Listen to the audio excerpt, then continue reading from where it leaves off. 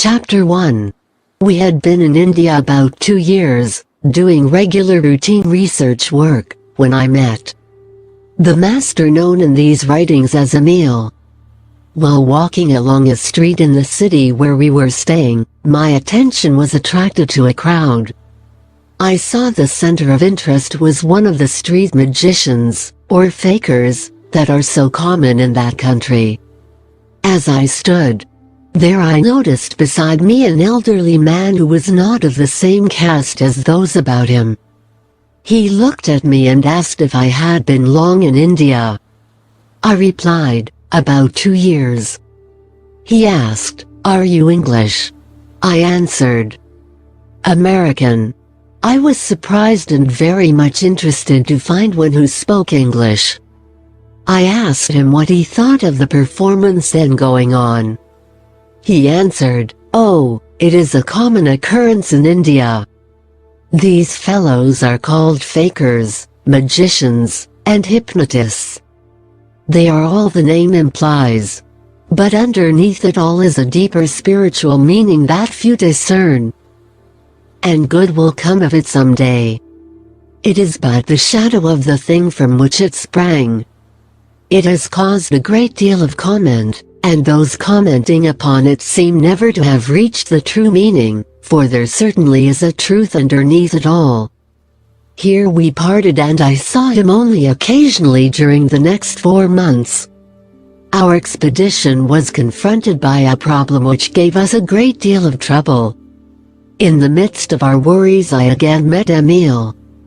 Immediately he asked what was bothering me and began talking about our problem. I wondered at this, for I felt that none of our party had mentioned it outside of our little circle. His familiarity with the situation was such that I felt the whole matter was known to him. He explained that he had a certain insight into the affair, and that he would endeavor to help. Within a day or two the matter was cleared up, leaving us without a problem. We wondered at this, but, with other things to occupy our time, soon forgot. As other problems came up, it became a habit with me to talk them over with Emil. It seemed that as soon as I discussed our troubles with him they would cease to exist. My associates had met and talked with Emil, but I had said little to them about him. By this time I had read a number of books on Hindu lore, selected by Emil, and I was fully convinced that he was one of the adepts. My curiosity was keenly aroused, and I was becoming more deeply interested each day. One Sunday afternoon Emil and I were walking in a field when he called my attention to a pigeon circling overhead and casually remarked that the bird was looking for him. He stood perfectly still, and in a few moments the bird alighted upon his outstretched arm. He said the bird has a message from his brother in the north. This proved to be a fellow worker who had not reached the attainment whereby he could communicate directly, so he took this means. We later found that the masters are able to communicate with each other instantly by thought transference, or, as they call it, a force much more subtle than either electricity or wireless. I then began to ask questions, and Emil showed me that he was able to call the birds to him and direct their flight while they were in the air, that the flowers and trees would nod to him, that the wild animals would come to him fearlessly. He parted 2 jackals that were fighting over the body of a smaller animal that they had killed and were feeding upon. When he approached them they stopped fighting and put their heads in his outstretched hands in perfect trust, then resumed their meal in quiet. He even gave me one of the young wild creatures to hold in my hands. He then said to me, "This is not the mortal self, the self you see, that is able to do these things. It is a truer, deeper self. It is what you know as God, God within me, God the omnipotent one working through me, that does these things. Of myself, the mortal self, I can do nothing." It is only when I get rid of the outer entirely and let the actual, the I am, speak and work and let the great love of God come forth that I can do these things that you have seen. When you let the love of God pour through you to all things, nothing fears you and no harm can befall you. Every day during this time I had lessons with Emil. He would suddenly appear in my room, even if I had taken special care to lock the door before retiring. At first his appearance at will disturbed me, but I soon saw that he took it for granted that I understood. I became accustomed to his ways and left my door open so that he could come and go as he pleased. This confidence seemed to please him. I could not understand all his teachings and I could not accept them fully, nor was I able, with all I saw while in the East, to fully accept at the time. It required years of meditation to bring me the realization of the deep spiritual meaning of these people's lives. Their work is accomplished without ostentation and in perfect childlike simplicity. They know the power of love to protect them and they cultivate it until all nature is in love with them and befriends them. Thousands of the common people are killed annually by serpents and wild animals. Yet these masters have so brought forth the power of love in themselves that serpents and wild animals do not injure them. They live at times in the wildest jungles, and sometimes lay their bodies down before a village to protect it from the ravages of wild animals, and no harm befalls the village or themselves. When occasion requires, they walk on water, go through fire, travel in the invisible, and do many other things that we have been accustomed to look upon as miracles performed only by one supposed in some way to possess supernatural powers. There is a striking resemblance between the life and teaching of Jesus of Nazareth and those of these masters as exemplified in their daily life. It has been thought impossible for man to derive his daily supply directly from the universal, to overcome death and to perform the various so-called miracles that Jesus performed while on earth. The masters prove that all these are their daily life. They supply everything needed for their daily wants directly from the universal, including food, clothing and money. They have so far overcome death that many of them now living are over 500 years of age, as was conclusively proved by their records. There are comparatively few of these masters in India, other cults seeming to be but offshoots of their teaching. They realize their number is limited and that only a few scholars can come to them. In the invisible, however, they can reach almost unlimited numbers, and it seems to be the greater work of their lives to reach out into the invisible and help all who are receptive to their teaching. The teaching of Emil laid the foundation for the work which we were to take up years later in our third expedition to these countries, during which time we lived with the masters continuously for 3.5 years, traveled with them, and observed their daily lives and work throughout the Far East. Chapter 2. We arrived at Padal, from where the expedition was to start, late in the afternoon of December 22, 1894, and found we were to start Christmas morning upon what was to be the most memorable expedition of our whole lives. I never shall forget the few words Emil said to us that morning. These words were delivered in fluent English, although the speaker did not boast an English education, and he had never been out of the Far East. He began by saying, "'Tis Christmas morning. To you I suppose it is the day Jesus of Nazareth, the Christ, was born. To you the thought must come that he was sent to remit sins. To you he must typify the great mediator between you and your God. You seem to appeal to Jesus as a mediator between you and your God, who seems to be a stern and, at times, an angry God sitting off somewhere in the place called heaven, located where I do not know, except to be in man's consciousness. You seem to be able to reach God only through his less austere and more loving Son, the great and noble one whom we all call blessed, and whose advent into the world this day commemorates. To us this day means more. To us this day not only means the advent into this world of Jesus, the Christ, but also this birth typifies the birth of Christ in every human consciousness. This Christmas Day means the birth of the great Master and Teacher, the great liberator of mankind from material bondage and limitations. To us this great soul came on earth to show more fully the way to the real God, the great omnipotent, omnipresent, omniscient one, to show that God is all goodness, all wisdom, all truth, all in all. This great Master, who came to this world this day, was sent to show more fully that God not only dwells without us but within us, that he never is, nor can be, separated from us or any of his creations, that he is always a just and loving God, that he is all things, knows all and is all truth. Had I the understanding of all men, it is beyond my power to express to you, even in an humble way, what this holy birth means to us.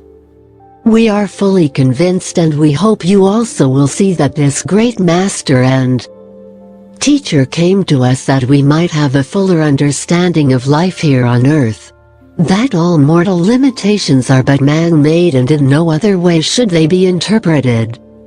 We know that this greatest of all teachers came to show more fully that the Christ in him and through whom he did his mighty works is the same Christ that lives in you, in me, and in all mankind, that we can, by applying his teachings, do all the works that he did, and greater works. We believe that Jesus came to show more fully that God is the one great and only cause of all things, that God is all. You may have heard it said that we believe Jesus received his early training among us. Perhaps some of us do believe. Let that be as it is. Does it matter whether his training came from among us or as a direct revelation from God, the one source where all things really exist? For when an idea from God mind has been contacted by one man and sent out through the spoken word, cannot one, or all, again contact that thought in the universal? Because one has contacted the idea and sent it out, it does not follow that it is his particular possession. If he did appropriate and hold it, where would be room for receiving? To receive more we must give out what we have received. If we withhold what we receive, stagnation will follow and we will be like the wheel that generates power from the water and suddenly, of its own volition, begins to withhold the water which it is using.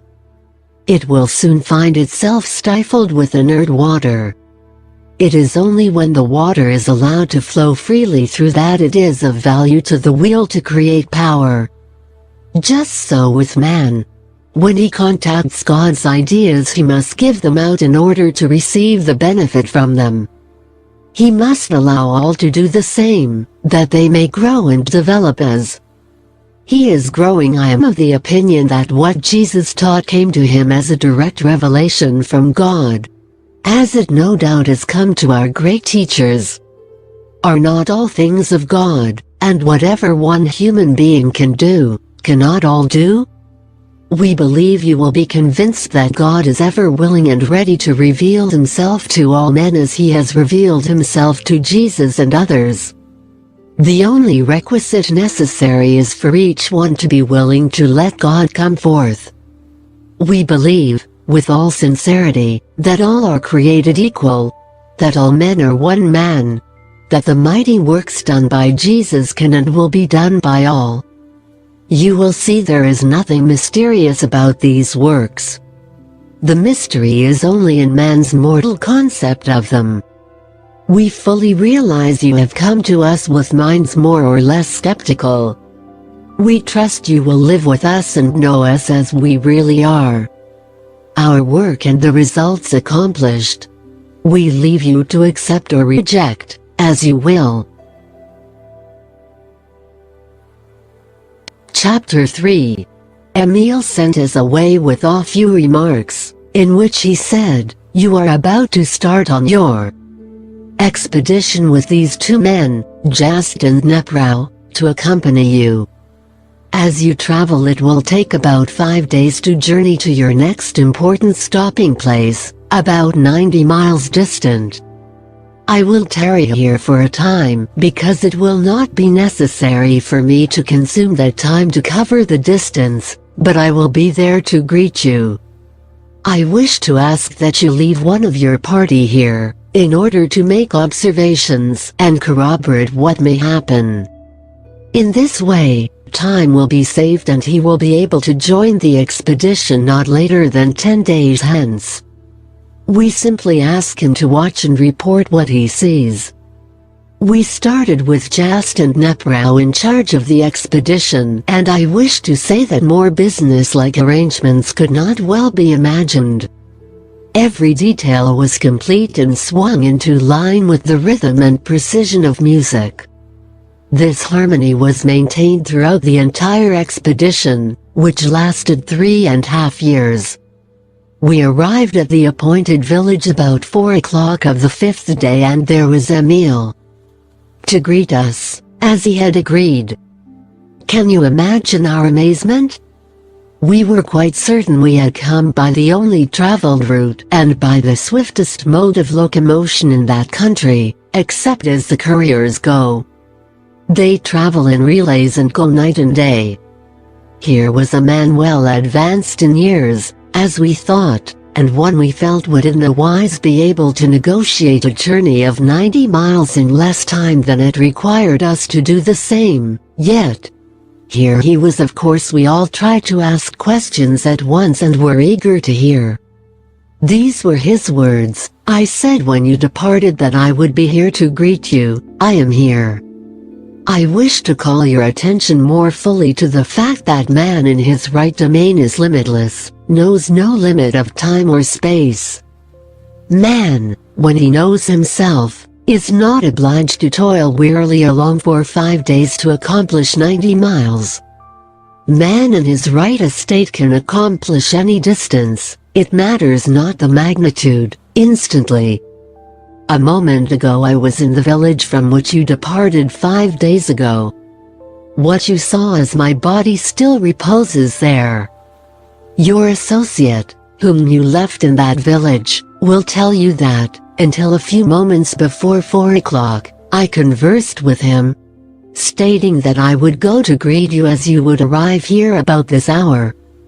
What you saw as my body is still there, and your associate still beholds it, although it is at present inactive. This was done simply to show you that we are able to leave our bodies and greet you at any appointed place, at any specified time. The two who accompanied you could have accomplished the journey as I have. In this way you will more readily realize that we are only ordinary humans of the same source as you.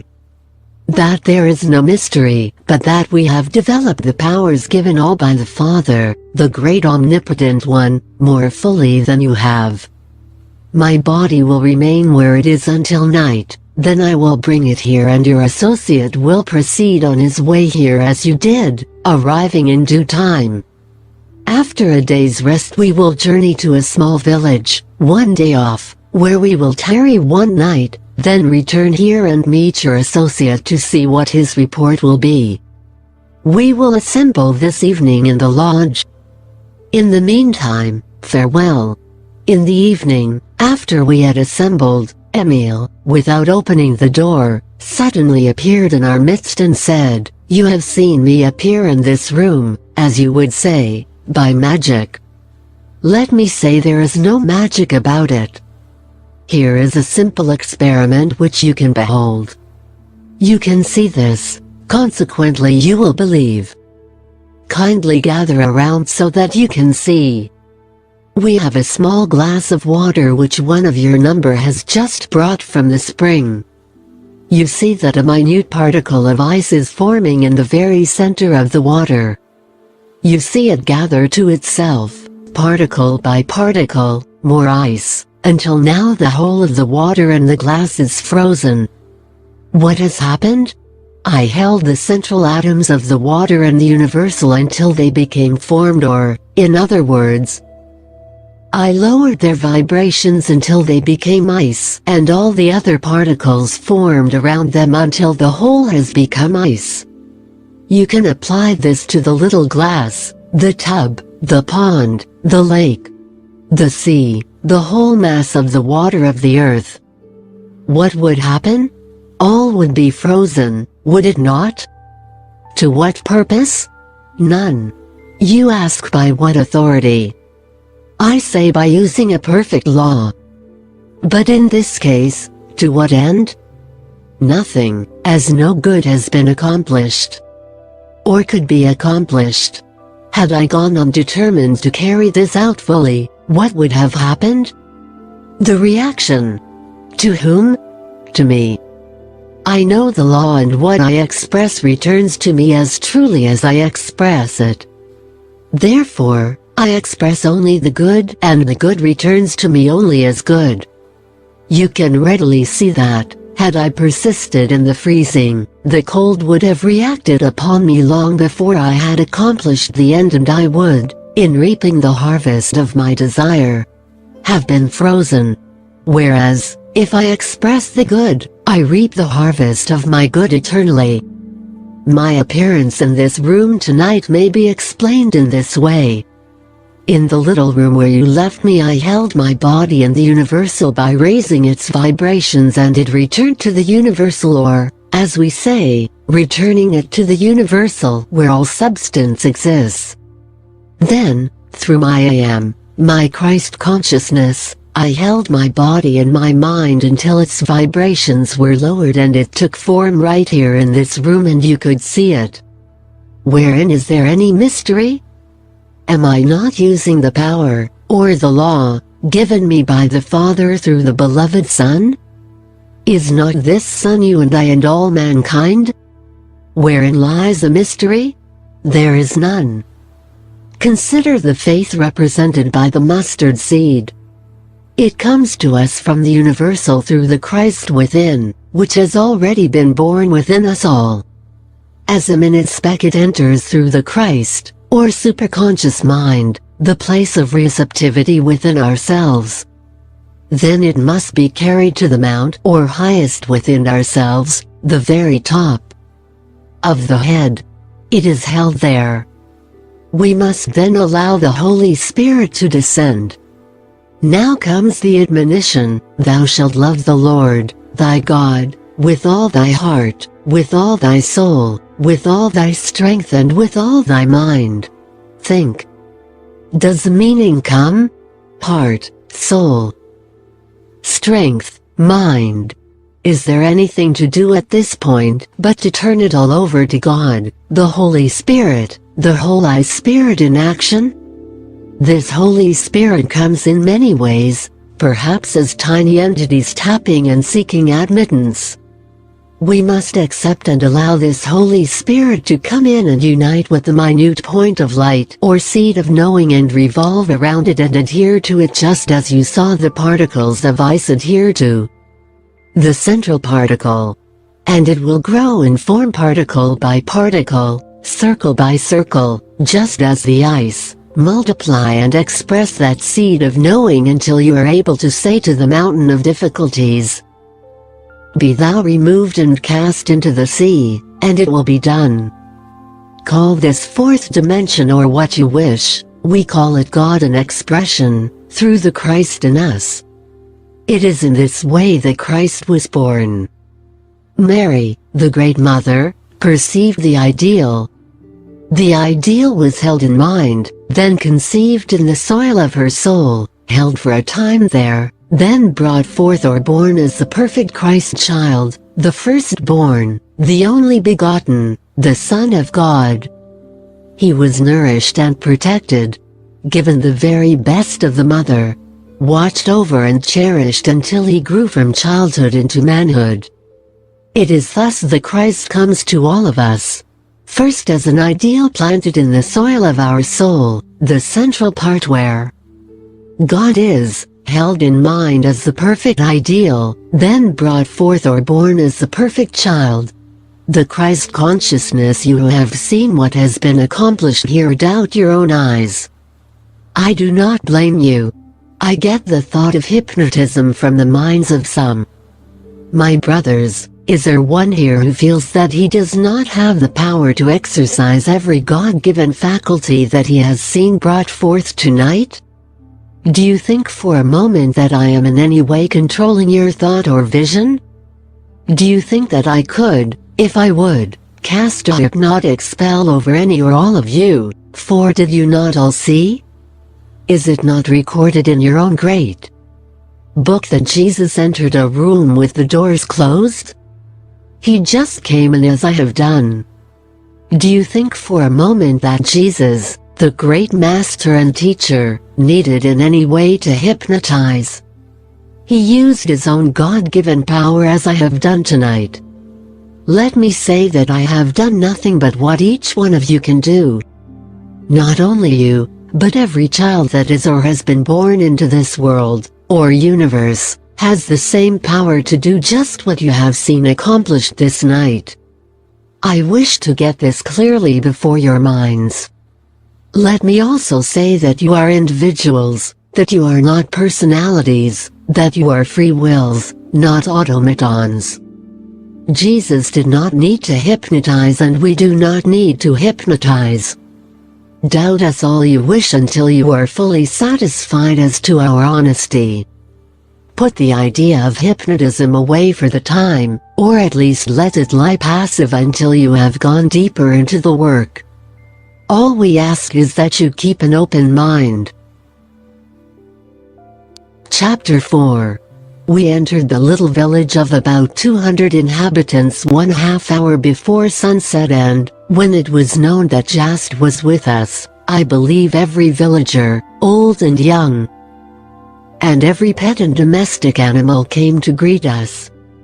While we were the object of more or less curiosity, it was immediately noted that Jast was the center of interest, greeted by all with the utmost reverence. After a few moments he said a word to the villagers, and all but a few returned to their usual duties. Jast turned to us and asked if we wished to go with him while the camp was being prepared for the night. 5 of our party said they were tired after the day's journey and wished to rest. The remainder of us followed Jast and the handful of villagers toward the far side of the clearing that surrounded the village. After crossing the clearing we had gone but a short distance into the jungle when we came upon the form of a man lying upon the ground as though dead. That was our impression at first glance. A second glance, however, showed that the repose suggested calm sleep rather than death. We stood staring as though transfixed, for we saw that the figure lying on the ground was Jast. Suddenly, as Jast walked toward it, the figure became animated and rose to a standing position. As the figure and Jast stood face to face for an instant, there was no mistaking the identity. It was Jast. All saw that it was he. Instantly, the Jast we had known had disappeared, and there was but one figure standing before us. Of course, all this was accomplished in much less time than it takes to tell, and the wonder was that not one of us questioned. The 5 who had been left behind at camp came running without a signal from any of us. We afterwards asked them why they came. The answers were, "We don't know." The first we knew, we were all on our feet and running to you. We simply do not know why we did it. None of us recall any signal. We found ourselves running in your direction before any of us realized what we were doing. One of our number remarked, My eyes are opened so wide that I see far beyond the veil of death, and the wonders that stand revealed are beyond conception. Another said, I see the whole world overcoming death. How vividly the words come back, the last enemy, death, shall be overcome. Is not this the fulfillment of these words? What pygmies are our mere intellects in comparison with this gigantic but simple understanding, and yet we have dared to look upon ourselves as giants of intellect. Why, we are mere babes. I just begin to see the meaning of, ye must be born again. How true the words. I leave the reader to imagine our surprise or bewilderment. Here was a man with whom we had been in daily contact, and by whom we had been served daily, that was able to lay his body down for the protection of others and go on and serve so very efficiently. Could it do otherwise than recall, he that is greatest among you, shall be servant or shall serve? I think there was not one among us but from that moment lost all fear of death. These people are accustomed to laying a body down before a village in the jungle of a country infested with marauding men and animals, and that village is as safe from the ravages of men and animals as though it were in a civilized country. It was very evident that Just's body had been lying where we found it for a considerable time. The hair had grown long and bushy, and in it were the nests of a little bird peculiar to the country. These birds had built their nests, reared their young, and the young had flown away, thus giving unmistakable evidence of the time the body had been in that position and inactive. These birds are very timid and will abandon their nests at the slightest disturbance. This shows the great love and trust of the little birds. Chapter 5. We were up at sunrise the next morning, and that day returned to the village where we had left our outfit. We arrived at the village just before dark and pitched our camp under a great banyan tree. The next morning Emil greeted us and we all began asking questions. He said, I do not wonder at your questions and I will gladly answer all that I can at this time, leaving others until you have gone further into our work. In talking to you as I am, you fully realize that I am using your language to convey to you the one great underlying principle of our belief when all know the truth and it is rightly interpreted. Truly, is it not one and all from the same source? Are we not all one with the universal mind substance, God? Are we not all one great family? Is not every child, everyone born, no matter the caste or creed, a member of this great family? You ask if we believe death is avoidable. Let me answer in the words of the Sita. The human body is built up from the individual cell, like the bodies of plants and animals, whom we love to call younger and less evolved brothers. The individual cell is a minute microscopic unit of the body. By a process of growth and division, repeated many times, this minute nucleus of a cell unit results at last in a complete human being, built up of almost countless millions of cells. These body cells specialize for certain different functions, but they retain, in the main, the characteristics of the individual cell whence they arose. This individual cell may be looked upon as the torch-bearer of animate life. It passes on from generation to generation the latent fires of God, the vitality of all living beings, with an unbroken ancestry reaching back to the time when life first appeared on this planet. This individual cell has the property of unlimited youth. But what about the group cells called the body? The group cells arose from the individual cell repeated many times, retaining its individual characteristics, one of which is the latent fire of life, or eternal youth.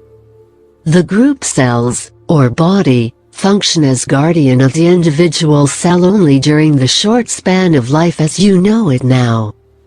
The most ancient of our teachers by inspirational means perceived the truth of the fundamental unity of life reactions in plant and animal. We can well imagine these teachers beneath the spreading banyan addressing their pupils as follows: "Look at this giant tree. The vital process going on in our brother, this tree, and in ourselves is fundamentally the same. Behold the leaves and the buds at the tips of the oldest banyan, how young they are, young as the seed from which the giant sprang into life. The life reactions of plant and man being alike, man can certainly profit by the experience of the plant. As the leaves and buds at the tips of the branches of the oldest banyan are as young as the seed whence it sprang, even so the group cells in man forming his body need not gradually lose their vitality and die, but may grow young and evergreen as the ovum or individual cell itself. Indeed, there is no reason why your body should not grow as young and vital as the vital seed from which it sprang.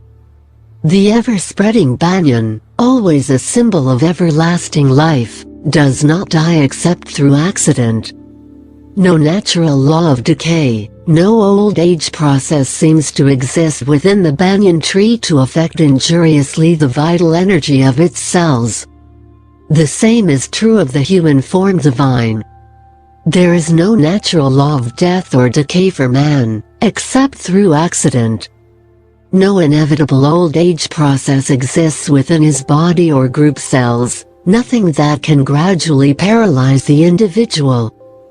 Death is, then, an avoidable accident. Disease is, above all, disease, absence of ease or sanity, sweet, joyous peace of the spirit reflected through the mind and the body. Senile decay, which is the common experience of man, is but an expression that covers his ignorance of cause, certain disease conditions of mind and body. Even accidents are preventable by appropriate mental attitude. Says the Siddha, the tone of the body may be so preserved that it may naturally resist with ease infectious and other disease, like plague and influenza. The Siddha may swallow germs and never develop disease at all. Remember that youth is God's seed of love planted in the human form divine. Indeed, youth is the divinity within man. Youth is the life spiritual, the life beautiful. It is only life that lives and loves, the one life eternal. Age is unspiritual, mortal, ugly, unreal. Fear thoughts, pain thoughts, and grief thoughts create the ugliness called old age. Joyous thoughts, love thoughts, and ideal thoughts create the beauty called youth. Age is but a shell within which lies the gem of reality, the jewel of youth. Practice acquiring the consciousness of childhood. Visualize the divine child within. Before falling asleep, suggest to your consciousness, I now realize that there is within me a spiritual joy body ever young, ever beautiful. I have beautiful, spiritual mind, eyes, nose, mouth, skin, the body of the divine infant, which now, tonight, is perfect. Repeat this affirmation and meditate upon it quietly while falling asleep. Upon rising in the morning, suggest to yourself aloud, well, dear, addressing yourself by name. There is a divine alchemist within. By the spiritual power of these affirmations during the night, a transmutation takes place and the unfolding from within, the spirit, has saturated this spiritual body and spiritual temple. The inner alchemist has caused dead and worn-out cells to fall and the gold of new skin to appear with perpetual health and loveliness. Truly divine love in demonstration is eternal youth. The divine alchemist is within my temple, constantly coining new and beautiful baby cells. The spirit of youth is within my temple, this human form divine, and all is well. Om Santi. Santi. Santi. Peace. Peace. Peace. Learn to smile in the sweet way of a child. A smile from the soul is spiritual relaxation. A real smile is a thing of true beauty, the artistic work of the inner ruler immortal. It is well to affirm, I think a kind thought for all the world. May all the world be happy and blessed. Affirm before taking up the work for the day, within me there is a perfect form, the form divine. I am now all that I desire to be. I visualize daily my beautiful being until I breathe it into expression. I am a divine child, all my needs are being now and forever supplied. Learn to thrill yourself. Affirm, infinite love fills my mind and thrills my body with its perfect life. Make everything bright and beautiful about you. Cultivate a spirit of humor. Enjoy the sunshine. You understand that I am quoting from the teaching of Siddha. They are the oldest teachers known and their teaching antedates all history by thousands of years. They went about teaching the people and showing them the better way of life even before man knew the simple arts of civilization. It is from their teaching that the system of rulers sprang. But these rulers soon wandered away from the realization that it was God expressing through them. Thinking it was themselves, the personal, who were doing the work, they lost sight of the spiritual and brought forth the personal or material, forgetting that all comes from the one source, God. These rulers' personal concepts gave rise to the great separations in belief and the wide diversity of thought. This is our concept of the Tower of Babel. The Siddha have preserved throughout the ages the true inspirational methods of God expressing through mankind and through all his creations. Realizing that God is all and that it is God manifesting through all. They have never deviated from this teaching. Thus they have preserved the great fundamental truth.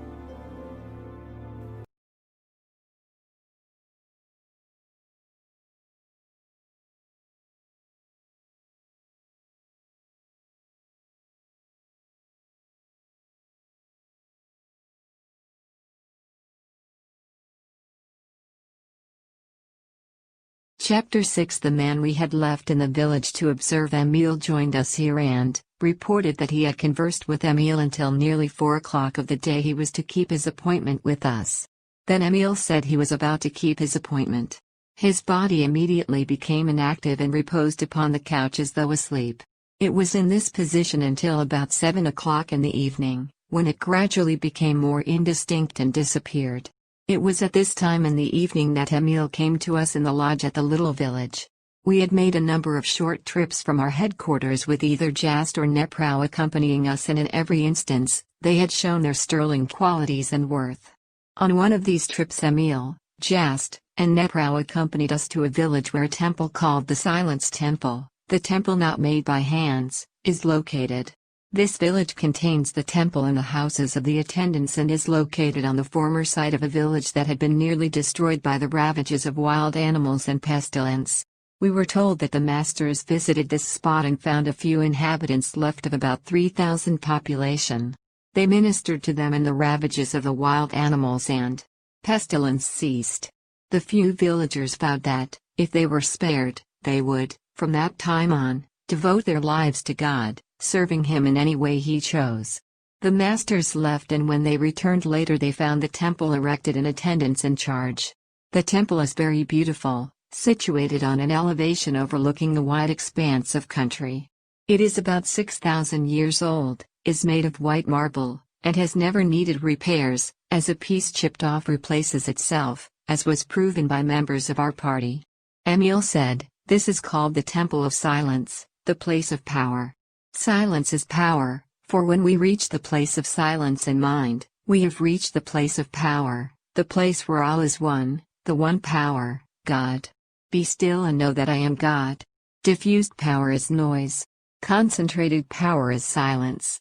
When, through concentration, drawing to a center, we have brought all of our forces into one point of force, we have contacted God in silence, We are one with him and hence one with all power. This is the heritage of man.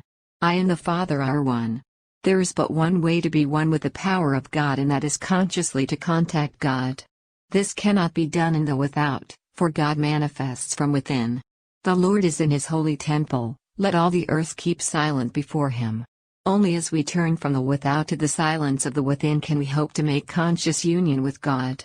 We will realize that his power is for us to use, and we will use it at all times. Then we will know that we are one with his power. Then will humanity be understood.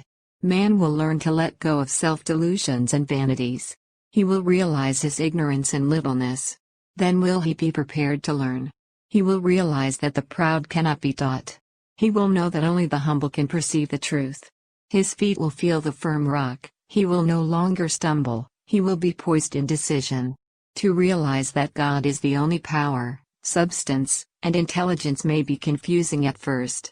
But when man does realize the true nature of God and brings him forth into active expression, he will use this power at all times. He will know that he consciously contacts his power at all times, when he eats, when he runs, when he breathes, or when he does the great work before him. Man has not learned to do the greater works of God because he has not realized the greatness of God's power and has not known that God's power is.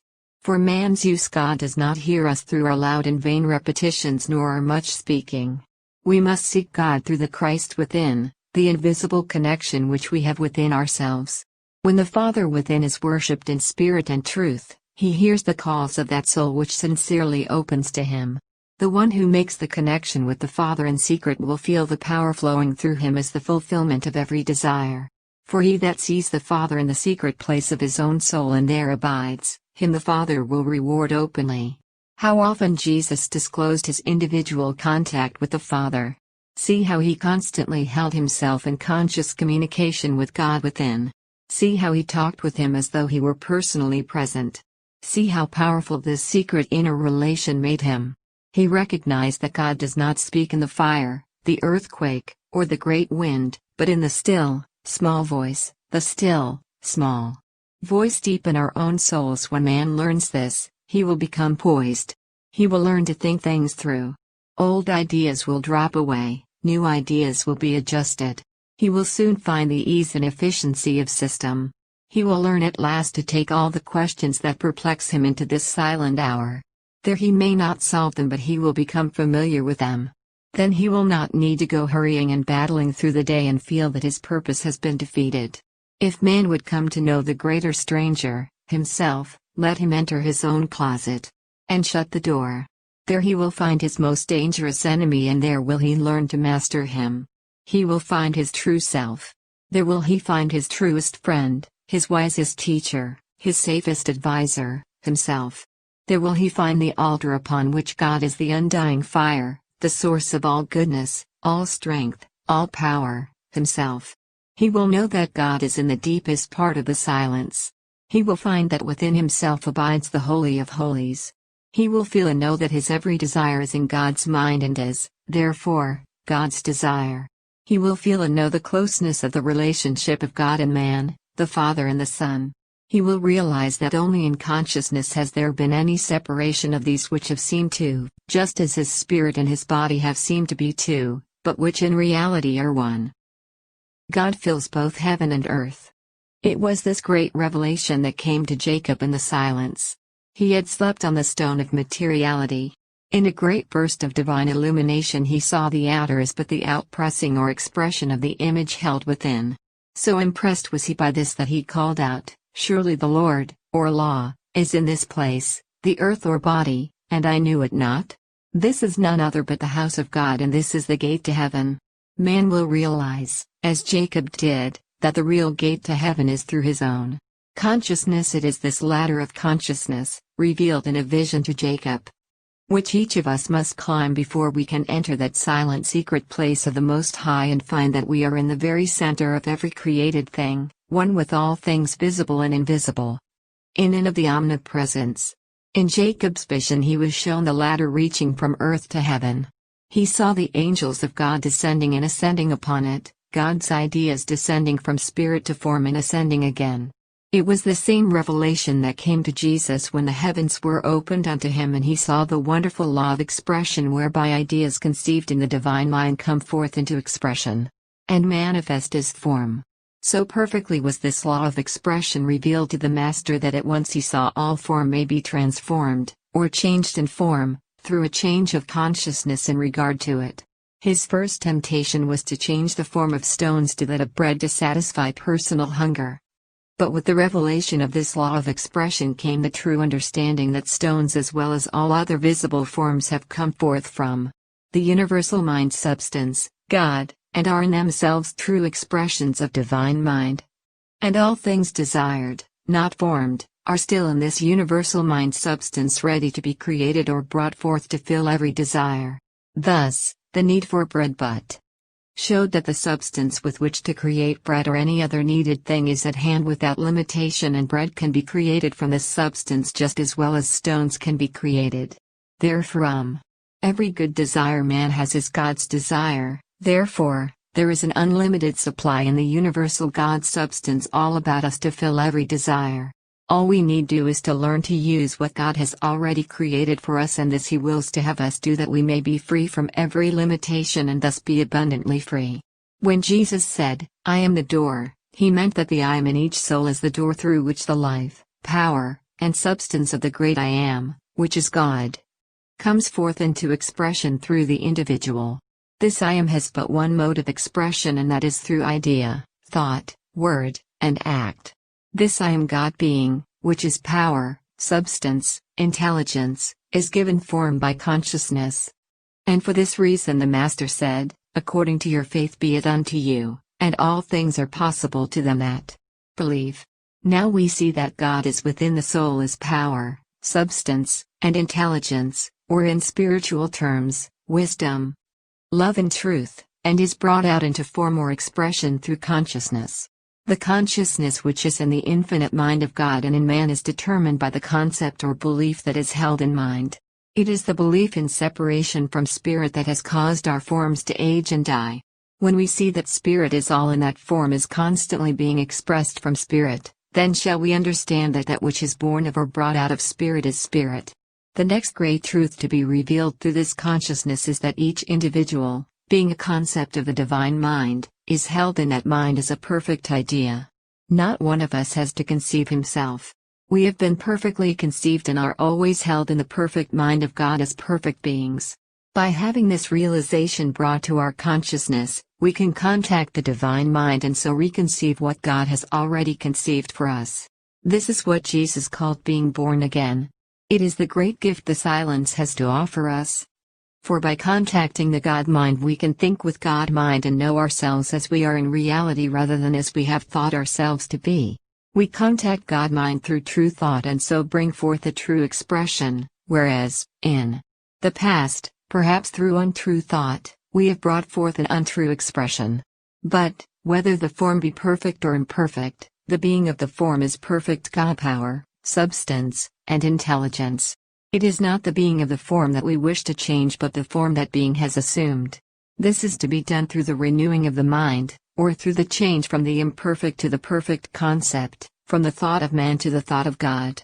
How important then to find God, to contact Him, to be one with Him and to bring Him forth into expression. How equally important is the silence or the stilling of the personal mind, that the God mind in all its splendor may illumine the consciousness.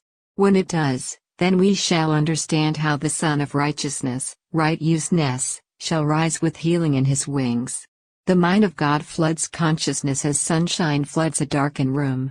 The infusion of the universal mind into the personal mind is like the entrance of the vastness of the outside air into the impurity of that which has long been held in some close compartment. It stands alone, supreme, and we realize that we are to build but one temple. The temple of the living God is the blending of the greater with the lesser through which the lesser becomes one with the greater. The impurity was caused by the separation of the lesser from the greater. The purity is caused by their union, so that no longer is there a greater and a lesser but just the one good, whole, pure air.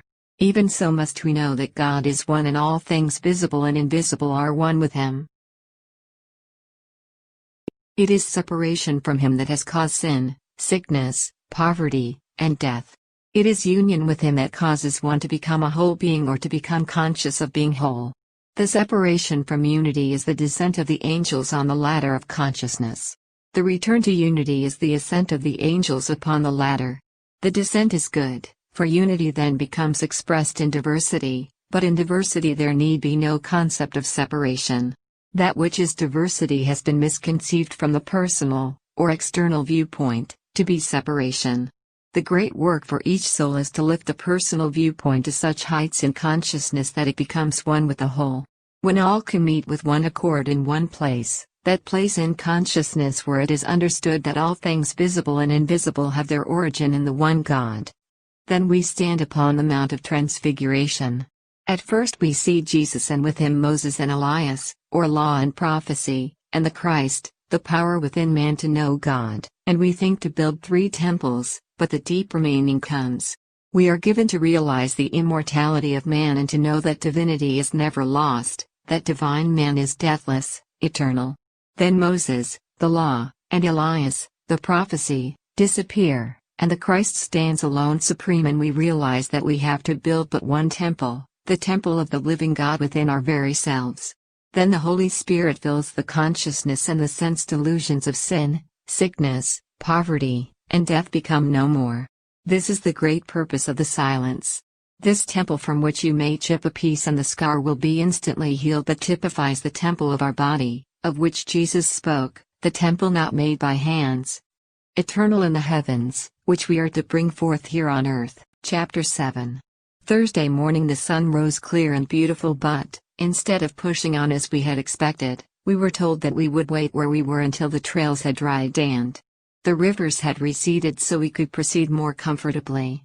We were all fearful lest our provisions should be exhausted, and one of our party voiced this fear. Emile, who had charge of the whole outfit, came to us and said, "You need not fear. Does not God take care of all his creatures, both great and small, and are we not his creatures? You will see that here I have a few kernels of corn or corn seed. I will plant them. By this act I have definitely said that I want corn. I have formed corn in my mind. I have fulfilled the law, and in due season it will come forth. Is it necessary for us to await the long, arduous process that nature in her slow growth and unfoldment will take in order to grow corn? If so, we would be obliged to wait a long, hard time to obtain it. Why not use a higher or more perfect law, given us by the Father, to produce it? All that is required is to become quiet and visualize or idealize corn, and we have corn cured, ready for use. If you doubt it, you can gather it, grind it into meal, then make it into bread. There before us was corn, grown and cured so that we did gather it, and grind it, and afterwards made it into bread. Then Emile went on to say, "This you have seen and believed, but why not use a more perfect law and bring forth a more perfect thing, or exactly what you want, bread? You will see by using this more perfect, or as you would say, more subtle law, I'm able to bring forth exactly what I need, bread." And as we stood there spellbound, a large loaf of bread was in his hands. Nor did the supply stop until there were 40 loaves upon the table before us, placed there apparently by Emile himself. He remarked, "You see, there is sufficient for all. If not sufficient, more can be supplied until there is enough and to spare." We all ate the bread and pronounced it good. Emile continued, "When Jesus at Galilee asked Philip, 'When shall we buy bread?' he did this to try him, for within himself he knew full well there was no necessity to buy the bread needed to feed the assembled multitude, nor to secure it through the material market then in existence. He saw the opportunity to prove to his disciples the power of bread leaven or increased by the Spirit. How often man in the mortal concept thinks as did Philip. He was calculating, as human consciousness is calculating today, from the visible supply on hand, thinking he had only so much bread or so much supply or so much money with which to buy. Jesus recognized that the one in Christ consciousness knows no limitation. He then, in Christ consciousness, looked to God as the source and creator of all and gave thanks for the power and substance right at hand to fill every want. He then broke and distributed, through his disciples, to those in outer need until the need was supplied and there remained 12 baskets over. Jesus never depended on the oversupply of another to fill his need nor the need of another. But he taught that our supply is right at hand in universal substance where all supply exists and all we need do is to create it or bring it forth. Just so when Elisha multiplied the widow's oil, he did not apply to someone having an overabundance of oil, for had he done this the supply would have been limited. He contacted the universal and the only limit to this supply was that all the vessels were filled. The supply could have flowed on until this day had there been vessels to receive it. This is not hypnotism. None of you feel that you are in any way under a hypnotic spell. Let me say that the only hypnotism is the self-hypnotism of believing that each and every one cannot do the perfect works of God, and create the desired condition or thing. For is not the need itself the desire to create? Instead of unfolding and creating as God wills us to create, you fold up in your little shells and say, I can't. And you hypnotize yourselves into actually believing that you are separate entities apart from God. You simply fall short of your perfect creation or expression. You do not let God express perfectly through you as it is His desire to do. Did not Jesus the great Master say, "The works that I do, ye shall do also, and greater works than these shall ye do"? Was it not Jesus' true mission here on earth to show that we, as sons of God, or man in his true estate, can create as perfectly and as harmoniously as God does? When Jesus commanded the blind man to bathe his eyes in the pool of Siloam, was not this intended to open the eyes of all? All were to see that Jesus was sent by the Father to show us that the Father intended us to create exactly as He creates. All are to do the perfect work as Jesus did by recognizing the Christ in Himself and in all. I can go one step further. This loaf I just received and held in my hand is consumed as though burned by fire. What happened? I misused the perfect law that brought forth my conception and consumed that which I brought forth, because of my misuse or not using rightly or righteously. The perfect law, which is as exact as music or mathematics or any other so-called natural law. If I persisted in the misuse of the perfect law, it would consume not only that which I create but would consume me, the Creator. Is the bread really destroyed? We will admit the form is changed for, in place of the loaf, we have a small amount of dust or ashes.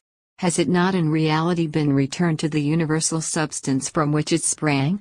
Is it not now in unmanifest form, waiting to be brought again into manifestation?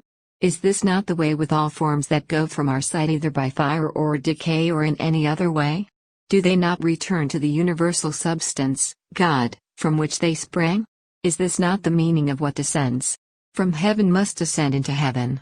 A short time ago you saw ice formed, without any apparent cause, as you perhaps think of it. Let me say that that is the same as creating the bread. I can use the law to obtain ice as well as bread, just as long as I use either as a benefit to mankind, or as long as I am working and living accord with the law, or expressing as God wishes all to express. It is good for all to make bread, or ice, or any and all things desired, and all must press on to the stage at which they can do these things. Can you not see that by using the highest law, the absolute law of God, you may bring forth that which you need or conceive in mind as your highest idea and thus please God more fully by manifesting more fully? Knowing as Jesus did that we are perfect sons of God? Does not this suggest freedom from commercial bondage as well as all other bondage? As I see it, the commercial bondage will, in a few years, become the greatest bondage of all. If it goes on at the rate it is now progressing, it will dominate man, soul and body, and it cannot do otherwise than consume itself and those that are interested in it. There is no question but that the first inception of commercialism was on a high spiritual plane. But materialism was allowed to creep in until the very power used to create is the power that will consume, just as the very power used to create will always consume if not used rightly. Is not the pressing of commercialism and limitations upon us crowding us on to see that we must come up over, or overcome, these conditions? Is not this done by simply realizing that we are to do the perfect works of God, to raise our consciousness to the Christ consciousness? Is not this what Jesus taught us here on earth? Does not His whole life exemplify this? My dear brothers, do you not see that in the beginning there was the Word and the Word was with God? At this time, everything to be formed later was in unmanifest form in the universal mind substance, or as expressed by some, in chaos. This word in the original was actuality. This word, chaos, is misinterpreted to mean a turbulent or warring state. Instead of the deep, spiritual state of actuality, always awaiting a definite, creative, spoken word through which it can spring forth into manifest form. When God principle desired to bring forth the world out of universal mind substance, God was quiet and contemplative. In other words, God saw an ideal world. He held in mind that substance of which the world was to be formed a sufficient time to lower its vibration. Then he spoke the word and the world was formed, or, as we might say, God visualized a mental pattern or mold into which could flow the substance needed to make the world, and it came forth a perfect form, built upon the pattern which was held in consciousness. All these things might have been thought of by God, infinite power. He might have wished during an indefinite time that they were formed and made visible. Had not the definite spoken word been put forth into the formless ether, nothing would have been created or brought forth into visible form. In order to establish invisible results, the thought and desires of even an infinite omnipotent creator, and bring orderly forms out of actuality, it took the definite, positive let there be. So must we take the definite step. God is holding the ideal perfect world in mind in every detail, and it is bound to come forth as a heaven or perfect home where all his children, all his creatures, and all his creations may dwell in peace and harmony. This is the perfect world that God saw in then beginning, and the one he is thinking into existence right now, and the time of its manifestation lies in our acceptance of it. When we can come to the one place and know that we are all one man, and know that we are all members of God's body as much as one member of our body is a part of the whole body, then we are in and of God's kingdom, heaven here on earth, now. To make this manifest, realize that there is nothing material in heaven. All is spiritual. Realize that heaven is a perfect state of consciousness, a perfect world here on earth now, and all we need to do is to accept it. It is here all about us, waiting for us to open the inner eye. Through that eye our bodies shall be made light, the light which is neither of the sun nor moon but of the Father, and the Father is right here in the very innermost part of our being. We must sufficiently realize that there is nothing material, that all is spiritual. Then we must think of that wonderful God-given spiritual world which is right here now if we can realize it. Do you not see that God created all in this way? Did not God first become quiet and contemplative and see the light? Then he said, "Let there be light," and it was so. In the same way he said, "Let there be a firmament," and it was so. And likewise with other creations, he held each form or ideal steadfast in consciousness, then spoke the word, and the ideal was brought forth. Just so with man. God said, "Let us make man in our image, after our likeness, and give him dominion over all." God, all good, created all things good, man the greatest and last, with full dominion over all. Then man saw only good, and all was good until man separated himself from God and saw duality, or two. Then he, by his thought, created two, one good and the other the opposite, for if there were two, they would be opposite, good and evil. Thus evil came through man's perfect power to express or bring forth that which he gazed upon. If man had not seen evil, evil would have been given no power of expression. Only the good would have been expressed, and we would be as perfect as God sees us today. Would not heaven always have been on earth as God sees it and as we must all see it to make it manifest? Jesus had a perfect right to say that he came from heaven, for did not all come from heaven, the great universal mind substance? Since man was created in the image and likeness of God, did not God give man the power to create exactly as he creates? And does not God expect man to use that power as freely as he uses it, and in exactly the same way? By first perceiving the need, then conceiving the good, the ideal, with which to fill the mold that we hold in consciousness and which is to be filled from the universal mind substance. Then sending forth the word that it is filled, that it is so, and it is good. Jesus, when he was crucified, gave his flesh, the outer, what we see of the body, to prove that there is really a deeper or spiritual body. And it is this spiritual body that he manifested when he came forth from the tomb. This is the body of which he spoke when he said, "Destroy this temple and in 3 days I will raise it up." He did this to show us we have the same spiritual body and that we can do all the works he did. There is no question that if Jesus had wished to do so, He could have saved himself. There is no doubt but that he saw there was a great change taking place in his body. He also saw that those about him were not able to see that they also could bring forth the spiritual body, as he was attempting to have them see. They still looked to the personal, and he saw that if he brought forth a spiritual body without some decided change, the people would not be able to discern between the material and the spiritual. So he adopted the way of the crucifixion to bring about the change. Truly is not this the Christ in man, which the great Master, Jesus, whom we all love and reverence, came to show? Did he not unfold his life here on earth to show us the perfect way to God? Can we do other than love this perfect ideal way when we once see it, whether it be planting seed, making bread, or doing the 1,000,001 things necessary to human existence? Are not these acts mere lessons carrying us on to our unfoldment? Some day we are to realize that we are truly sons of God, not servants, that as sons we can and do have all that the Father has, and that we can use it just as freely as our Father does. I admit this takes a mighty faith at first, one that usually must be taken step by step and must be practiced faithfully like music or mathematics, until we come to the place of knowing. Then we are grandly, beautifully free. Could there be a better, truer example of this life than that of Jesus?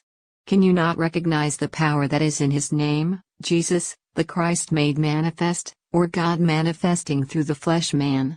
Jesus came to the place where he relied wholly upon his deep knowledge or understanding of God, and this is how he did his mighty works. He did not rely upon his own willpower or upon strong, concentrated thoughts.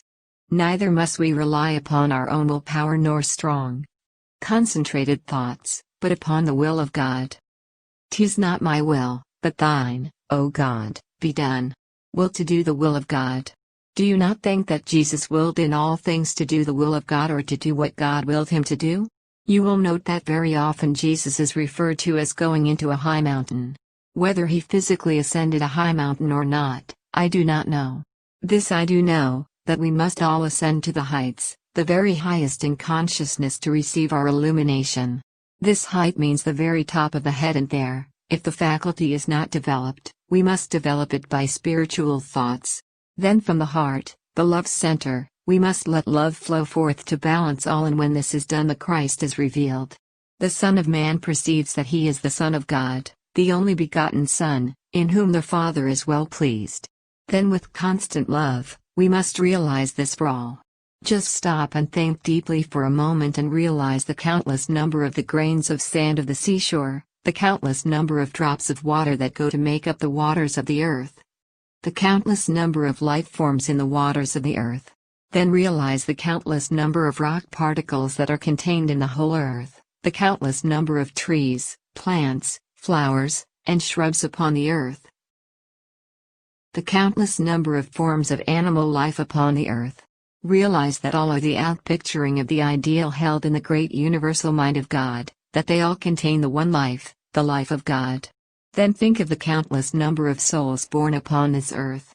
Then realize that each soul is a perfect outpictured ideal image of God as God sees himself, that each soul is given the same power, expression, and dominion over all that God himself has.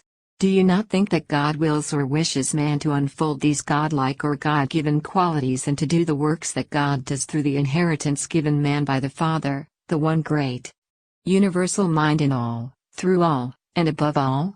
Then realize that each person is an expression or pressing out, from the unseen, the Spirit, into visible form, a form through which God loves to express. When we can realize and accept this, we can truly say as Jesus did, "Behold, the Christ is here." It is in this way that he attained his mastery over the worldly or flesh self. He recognized, claimed, and accepted his divinity, then lived the life just as we must do. Chapter 8. After a delay of 8 days, we broke camp on Monday morning and proceeded on our way. The afternoon of the third day out, we came to the bank of a large river. The stream was about 2,000 feet wide, running bank full, and the current was at least 10 miles per hour. We were told that this stream, in ordinary times, could be crossed at this place without any inconvenience. We decided to camp until morning and observe the rise and fall of the water. We were informed that we would be able to cross by bridge farther upstream, but to reach this bridge would necessitate a detour of at least 4 days hard travel. We felt that if the water was receding, it would be better to wait a few days rather than undertake the long detour. It had been demonstrated to us that we need not take any thought as to our provisions for, from the day already referred to, when our provisions were exhausted, the whole company, consisting of over 300 persons, had been supplied with an abundance of provisions from the invisible, as we called it. This supply was maintained for 64 days, until we returned to the village from which we started. Thus far, none of us had any idea of the true significance or meaning of the things we were experiencing. Neither were we able to see that these things were performed by definite law, a law that all can use.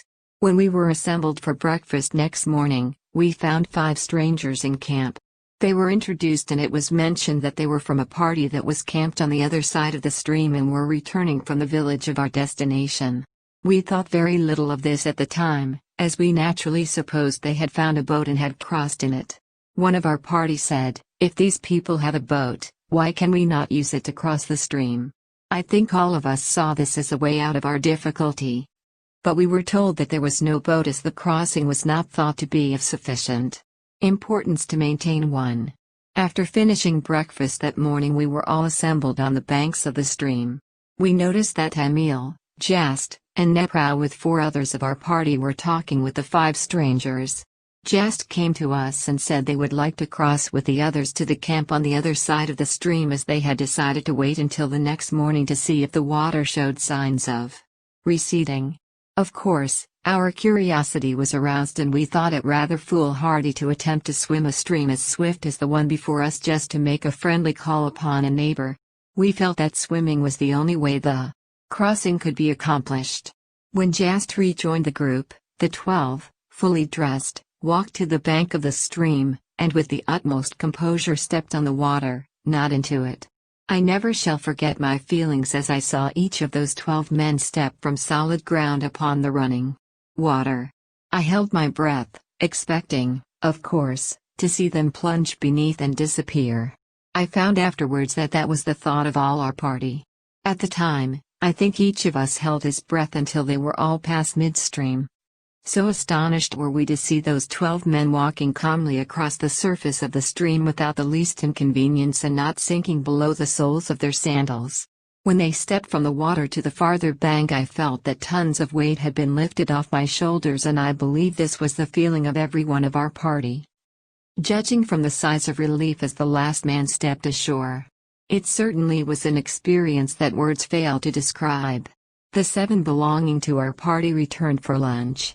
While the excitement was not so intense at the second crossing, every one of us breathed more freely when the 7 were safe ashore again. Not one of our party had left the bank of the stream that forenoon. There was very little discussion regarding what we had witnessed, so engrossed were we with our own thoughts. The second day the company was toiling up the steep side of a mountain with the hot sun pouring down upon us when our chief, who had said but little during the last 2 days, suddenly remarked, "Boys, why is it that man is obliged to crawl and gravel over this earth?"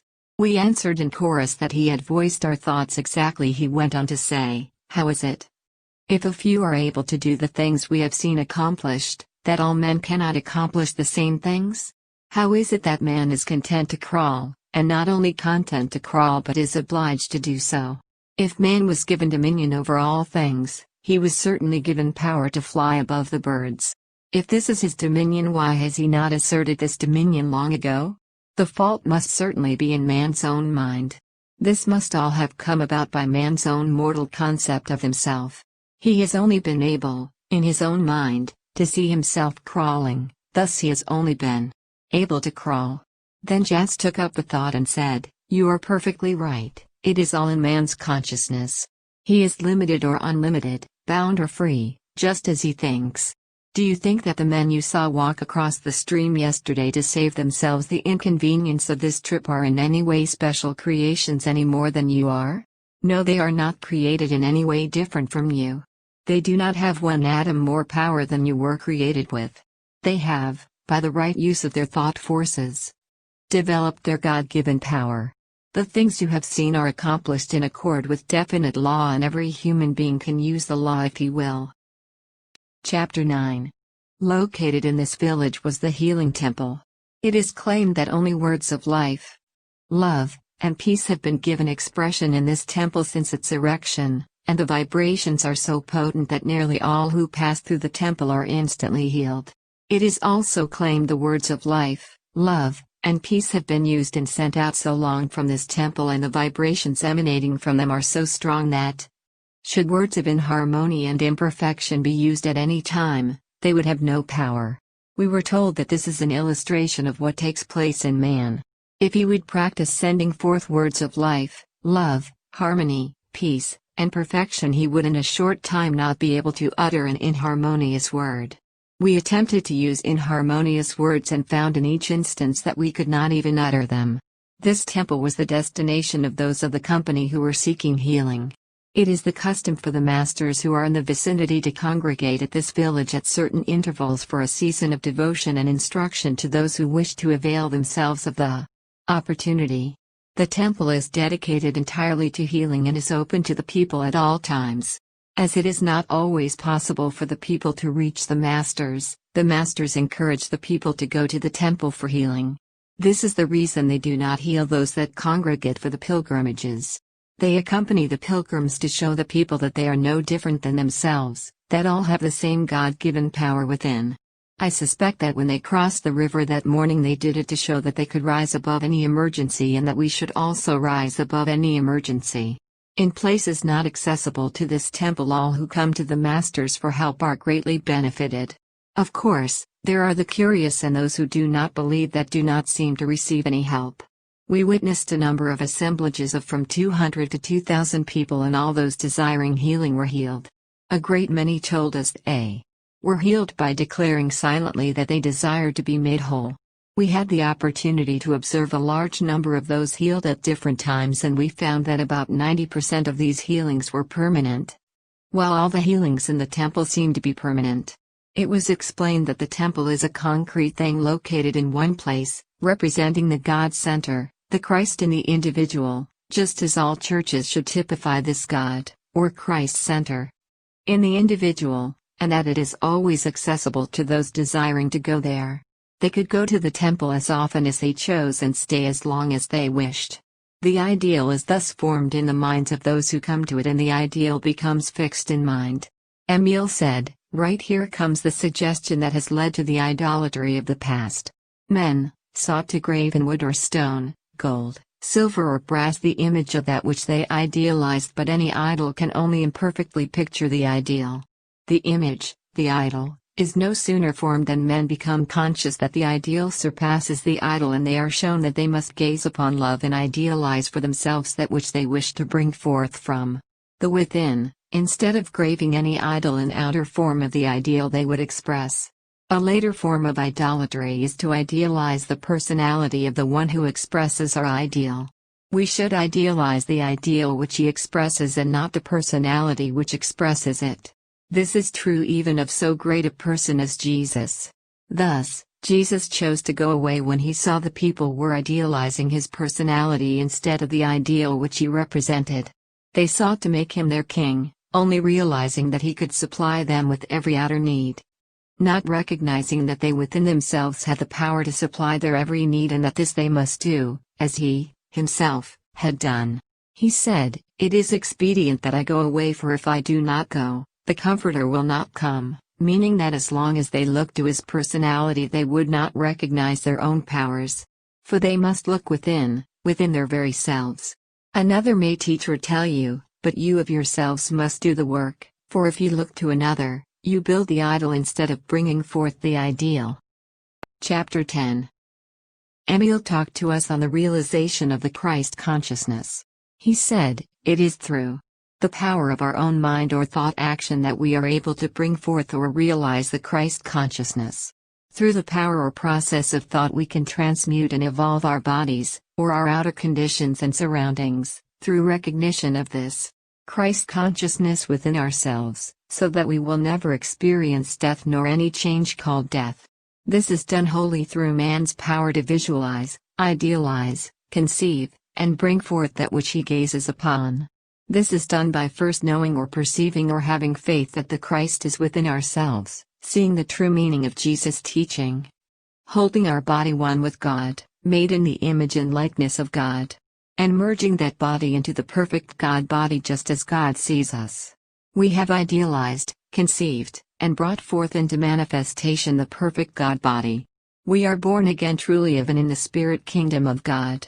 It is in this way that we can return all things to the universal mind substance, from which they sprang, and bring them back or return them perfect into outer form or manifestation. Then, by holding them in their pure, spiritual, perfect state, the vibrations are lowered and the things we wish to create come forth in perfect form. In this way we can take every false belief, every old condition, every sin, all of our past life, it does not matter what it has been, how good or seeming bad. It does not matter what mountain of false belief or doubt and unbelief or fear we or anyone else have erected about us or in our paths, and we can say to them all, I now return you to the great ocean of universal mind substance, from which all things come forth and where all is perfection, and from which you sprang, there to be again resolved into the elements from which you were created. I now return you or bring you back from that pure substance as perfect and pure as God sees you and hold you always in that absolute perfection.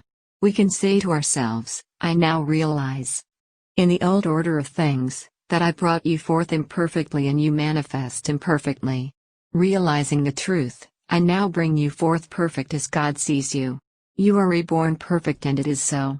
We must realize that the inner alchemist, God within, has taken hold of this and has transmuted, refined, and perfected that which seemed imperfect. That which we brought forth and are now returning. We should realize that it is refined, perfected, and transmuted just as our own bodies are refined, perfected, and returned to us as God's body, joyously perfect, beautifully free. Finally, we should realize that this is the perfect Christ consciousness in all and for all. This is hid with Christ in God. The morning of July 4th found us at the summit of the pass. Emil had told us the evening before that he felt we had earned a holiday and that he saw no more fitting time than the 4th to celebrate. At breakfast Emil began by saying, This is the 4th of July, the day you celebrate the birth of your independence. How fittingly expressive is this day.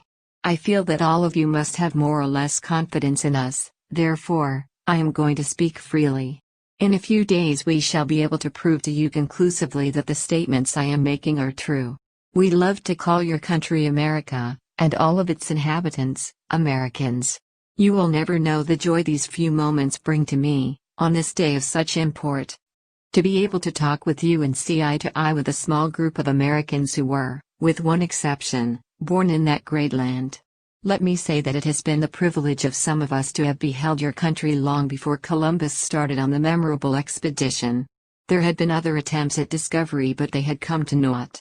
Why? Simply because of the absence of that one God-given quality, faith. The one who had the courage and faith to see and carry out the vision had not yet awakened. The moment that soul awoke to the realization that the earth was round and there must be land on the other side equal to that already known, we could see that another great historical epoch had begun to unfold. Who but the great omnipotent one, who sees all things, could have awakened that little grain of faith in the soul of Columbus? What were his first words as he stood before the Queen that day, not recognizing the higher power? Dear Queen, I am firmly convinced that the earth is round and I wish to sail forth and prove it. I do not know whether you recognize it but those words were God-inspired and Columbus was recognized as one who had the determination to carry out what he undertook. Then the long sequence of events started to unfold which was shown us years before. Not in its entirety, but enough so that we have been able to follow. Of course we dreamed of the almost unbelievable wonders to be accomplished and recorded in the seemingly short span of years has passed. But those of us that have been privileged to live through it now fully realize that far greater wonders are in store for your great nation. We feel that the time has come for your nation to awaken to its true spiritual import and we wish to do all we can to help you to this realization. It appears that their interest in us was prompted by their great desire to have America accept the Christ consciousness and realize her possibilities. They know that her inception was truly spiritual, and through that fact she is destined to be a leader in the spiritual development of the world.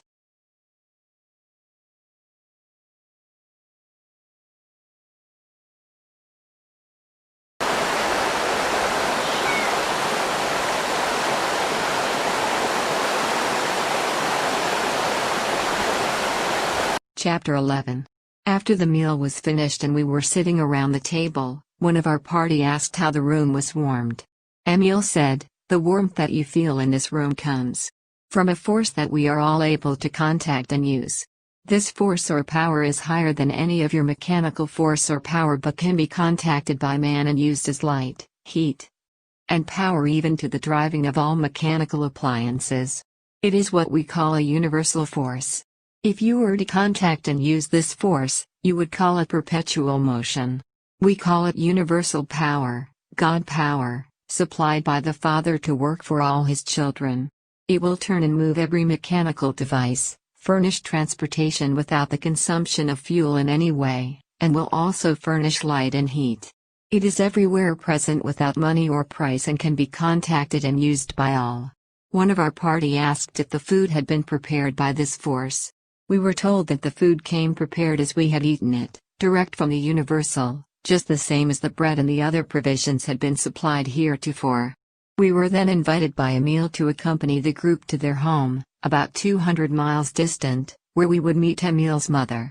He went on to say, "My mother is one who has so perfected her body that she was able to take it with her and go on and receive the highest teachings. Therefore she is living in the invisible at all times. She is doing this from choice, as she wishes to receive the highest, and by receiving the highest teaching she is able to greatly assist us. In order to make this clear to you, I might say that she has gone on until she has reached the celestial realm, as you would call it, the place where Jesus is. This place is sometimes called the seventh heaven. To you I suppose this suggests the mystery of mysteries. Let me say that there is no mystery about it. It is a place in consciousness where every mystery is revealed. Those who have reached that state of consciousness are outside the mortal vision, but they can return and converse and teach those who are receptive. They can come in their own bodies, for they have so perfected their bodies that they can go where they will with them. They are able to return to earth without reincarnation. Those who have passed through death are obliged to be reincarnated in order to return to earth with a body. This body was given to us as a spiritual, perfect body, and we must so see and keep the body in order to retain it. Those who have left the body and have gone on in spirit now realize that they must again take up a body and go on and perfect it. It was arranged, before leaving the table that evening, that the party should divide into 5 groups, each group in charge of one of the 5 that had appeared in the room and taken dinner with us. This would enable us to cover a larger field and would greatly facilitate our work, and at the same time it would enable us to verify such things as traveling in the invisible and thought transference. This plan would give us at least 2 of our men in each party and one of the 5 as leader. We would be quite widely separated. Yet we were to keep in touch through those who were so greatly befriending us and giving us every opportunity to prove their work. Chapter 12. The next day all details were arranged, and 3 of our party, including myself, were to accompany Emil and Jast. The morning following found each party with its guide and attendants all ready to depart in different directions, with the understanding that we should carefully observe and record all that occurred, and should meet 60 days later at Emil's home in the village just spoken of, 200 miles distant. We were to keep in communication with each other through our friends. This was accomplished each evening by these friends conversing with each other or traveling back and forth from party to party. If we wished to communicate with our chief or with any other member of our party, all we need do was to give our message to our friends, and in an incredibly short time, we would have the answer. In giving these messages, each would write them out in full and note the time to the minute on each message. Then when the answer came we would do the same. When we came together again, we compared notes and found that all noted corresponded. Aside from this, our friends would travel from one camp to another and converse with us. We kept accurate records of these appearances and disappearances, also we noted the time, the place, and the conversations, and all checked fully when we compared notes later.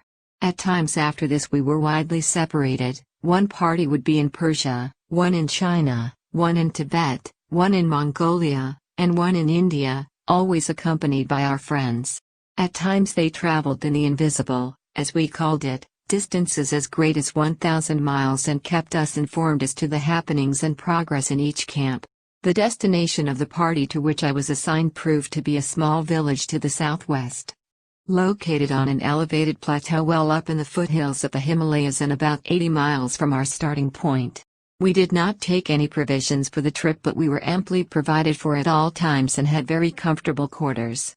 We arrived at our destination early in the afternoon of the 5th day, were greeted by a delegation of villagers, and shown to comfortable quarters. We noted that the villagers treated Emil and Jast with the utmost reverence. We were told that Emil had never visited the village but that Jast had been there before. The occasion of his first visit was in response to a call for help to rescue 3 villagers from the fierce snowmen that inhabit some of the wildest parts of the Himalayas. This present visit was in response to a similar call and also to minister to the sick who could not leave the village. These so-called snowmen are outcasts and renegades who have lived in the snow and ice regions of the mountains until they have developed a tribe that is able to live in the mountain fastnesses, without contact with any form of civilization. Though not numerous, they are very fierce and warlike and, at times, capture and torture those who are unfortunate enough to fall into their hands. It proved that 4 of the villagers had been captured by these wild snowmen. The villagers, being at their wits' end to know what to do, had sent out a messenger to get in touch with Jast, and he had come to the rescue, bringing Emil and us along. Of course, we were all excited, thinking we were to get sight of these wild people, whom we had heard of but supposed did not exist. We at first believed that a rescue party would be organized and we would be allowed to join. But these hopes were shattered when Emil announced that he and Jast would go alone and that they would go immediately. In a few moments they disappeared and did not return until the second evening, with the 4 captives, who told weird tales of their adventures and of the strange people that had captured them. It seems that these strange snow people go entirely naked, that their bodies have become covered with hair like that of a wild animal, and that they can withstand the intense cold of the mountain altitudes. They are said to move over the ground very swiftly. In fact, it is claimed that they are able to pursue and capture the wild animals that live in the region that they inhabit. These wild people call the masters the men from the sun, and when the masters go among them for the prisoners they do not resist. We were also told that the masters had made a number of attempts to reach these wild people, but these attempts had come to naught because of the fear in which the people held them. It is said that if the masters do go among them, the snowmen will not eat or sleep, but stay in the open night and day, so great is their fear. These people have lost all contact with civilization, even forgetting that they had ever contacted other races, or that they are the descendants from them. So far have they separated themselves from others. We were able to get Emil and Jast to say but little about this strange wild tribe, nor could we influence them to take us to them. When we questioned, the only comment was, "They are God's children, the same as we are. Only they have lived so long in hatred and fear of their fellow men, and they have so developed the hatred and fear faculty that they have isolated themselves from their fellow men to such an extent that they have completely forgotten they are descendants of the human family, and think themselves the wild creatures they appear to be. They have gone on in this way until they have even lost the instinct of the wild creatures, for the wild creature knows by instinct when a human being loves it and it will respond to that love. All we can say is that man brings forth that which he gazes upon and separates himself from God and man, and in this way he can go lower than the animal. It would serve no purpose to take you among them. It would, instead, harm those people. We are in hopes someday to find someone among them who will be receptive to our teaching and in this way reach them all." Chapter 13.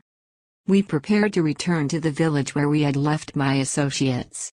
I found that Emil and Jast wished to go to another small village, located in the valley about 30 miles from where our trail left the valley trail. I suggested that they go and I accompany them.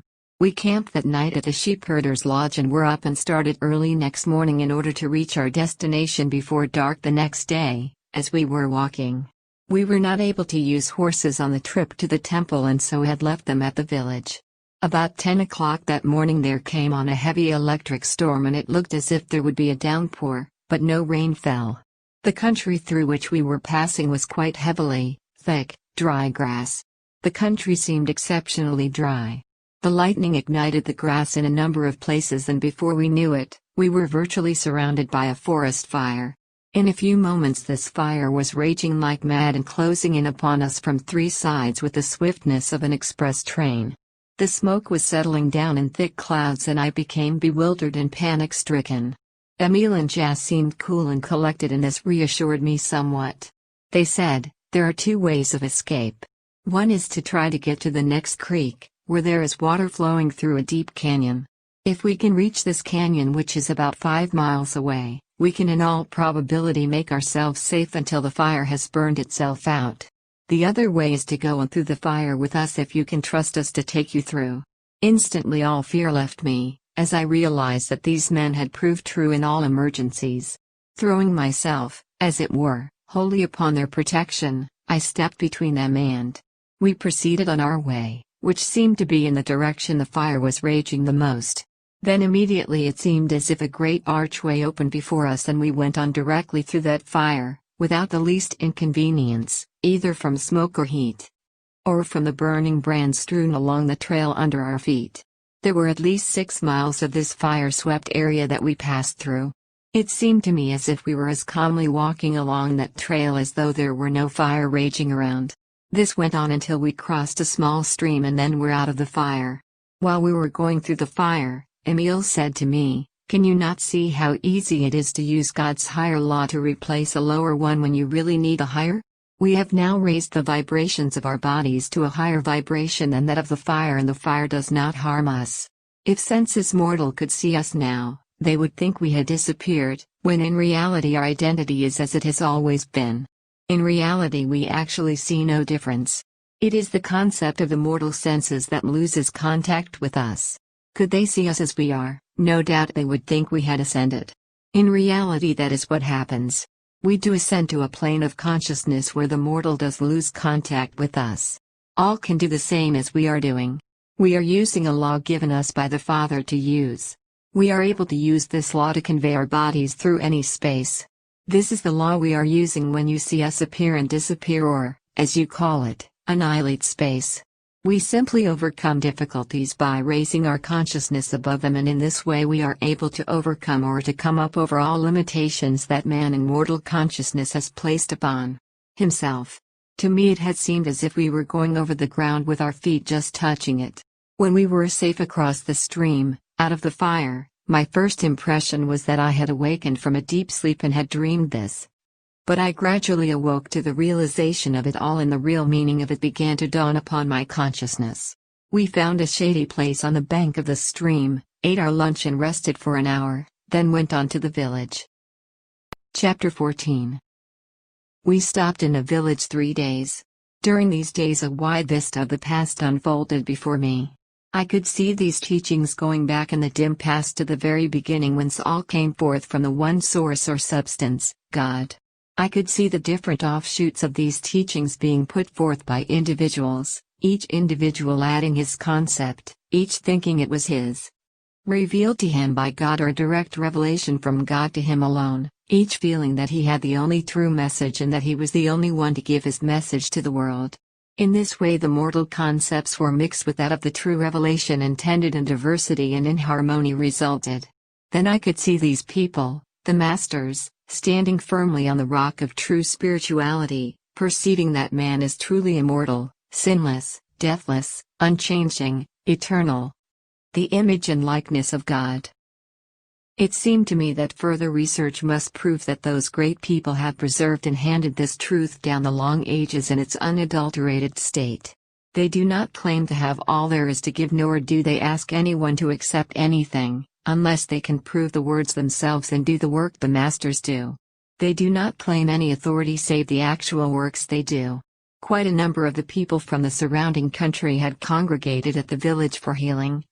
As couriers had gone out with the tidings of the rescue of the 4 who had been captured by the snow men. We stopped over the next day and attended the assembly and saw some remarkable cures. One young woman about 20 years of age who had had her feet frozen the previous winter had them restored. We could actually see the flesh grow until they were normal and she walked with perfect ease. 2 blind people had their sight restored. One of them, we were told, was born blind. There were a number of minor cases healed. After the assembly we asked Emil whether there were many converts. He said a great many were really helped, and in that way their interest was aroused. They would for a time become workers, but the greater part of them soon fell back into their old ways of living, as they found it would be too much exertion to take up the work in earnest. The people nearly all live an easy, carefree life, and there seems to be about 1% of those that profess to believe that are really in earnest. The rest depend entirely upon others to help them when they get into trouble. Right here is where a great deal of their trouble lies. The masters say they can assist everyone that really desires help, but they cannot actually do the work for anyone. They can tell others of the abundance in store for them, but, to be actually one with and of the abundance, each individual must accept and prove it for himself by actually knowing and doing the works. Chapter 15. We had been seated but a few moments when a man whom we judged to be about 35 appeared suddenly in the room. He was introduced to us and all shook hands with him. We were all spellbound at his appearance, for we had imagined that he would been very old. He was above the medium height, with rugged features, but the kindliest face I had ever looked upon. There was strength of character back of every move. His whole being emanated a light that was beyond our power of comprehension. Before we were seated, Emil, Jast, and the 2 strangers clasped hands in the center of the room and stood in perfect silence for a few moments. Then all were seated, and the one who had appeared in the room so suddenly began by saying, "You have asked for this interview in order to get a better understanding of the documents that have been read and interpreted for you. I will say that these records were made and kept by me. And those referring to that great soul, John the Baptist, which seemed to surprise you so greatly, are actual occurrences of the time he was with us here. These records show that he was a man of wide knowledge and wonderful intellect. He perceived that our teaching was true, but he apparently never came to the actual realization, for, had he done so, he would never have seen death. I have sat in this room and heard John and my father converse, and it was here that he received much of his teaching. It was here that Father passed on and took his body with him, and John beheld his passing. There are none of my family on father's or mother's side that have not taken their bodies with them in passing. This passing means the perfecting of the body spiritually until one becomes so conscious of the deep spiritual meaning of life or God that one sees life as God sees it. Then one is privileged to receive the highest teaching, and from this realm one is able to help all. We never descend from this realm, for those who have reached this place never wish to descend. They know that life is all progress, a going forward. There is no turning back, and none wish to do so. All are reaching out to help those that are striving for more light, and the messages that we are continually sending out into the universal are being interpreted by God's children who are receptive, in every part of the earth today. This is the prime object of reaching this realm or state of consciousness, for we are able to help all in some way. We can and do talk with and instruct those who are receptive and who raise their consciousness, either through their own efforts or the assistance of another. Another cannot do the work for you, nor can another carry you along indefinitely. You must decide to do the work for yourself, then do it. Then you are free and self-reliant. When all come into the consciousness, as Jesus did, that the body is a spiritual body and indestructible, and hold themselves in this consciousness, then we shall be able to communicate with all and give out the teaching we have received to a greater number. We are privileged to know that all can accomplish all that we have accomplished and, thereby, solve every problem of life. And that which has been looked upon as difficult and mysterious will be found simple. I do not seem any different to you from any other man that you meet every day, neither do I see any difference in you. We said we thought we could see something far finer in him. He answered, that is only the mortal as compared with the immortal of man. If you would only look for the God quality and not make any comparison, you would see every human being as you see me. Or by looking for the Christ in every face you would bring forth the Christ, or God quality, in all. We make no comparisons, we see only the Christ or God quality in all at all times, and in that way we are out of your vision. We see perfection or have perfect vision, while you see imperfection or have imperfect vision. Until you are in contact with someone who is able to instruct you, until you can raise your consciousness where you can see and converse with us as you are now doing. Our teaching seems only inspirational in nature. It is not inspiration when we are conversing or attempting to converse with one. This is only in the nature of instruction leading to the point where the true inspiration can be received. It is inspiration only when it comes direct from God and you let God express through you, then you are with us. The ideal image of the flower in minutest detail is within the seed and must expand, multiply, unfold, and be wrought into the perfect flower by hourly preparation. When this inner image is complete in minutest detail, the flower comes forth beautiful. Just so God holds the ideal image of every child in mind, the perfect image through which He wishes to express. We can get more out of this ideal way of expression than the flower does if we will but let God express through us in the ideal way He has conceived for us. It is only when we take things into our own hands that the problems and difficulties begin. This is not for one, or a few, this is for all. It has been shown us that we are not different from you. It is a difference in understanding, that is all. All the different isms, cults, and creeds, all the different angles of all beliefs, are all good, for they will eventually lead their followers to the realization that underneath all there is a deep factor of actuality that has been missed. A deep something that has not been contacted, or they have failed to contact that which rightly belongs to them, which they can and should rightfully possess. We see it as this very thing that will eventually drive man to possess all. The very fact that man knows there is something to possess, which can be possessed and which he has not, will goad him on until he has it. It is in this way every step in advance is made in all things. The idea is first pressed out from God's into man's consciousness, and he sees there is something ahead if he will but go on. Here man usually blunders and fails to recognize the source from which the idea came, but thinks that it came wholly from within himself.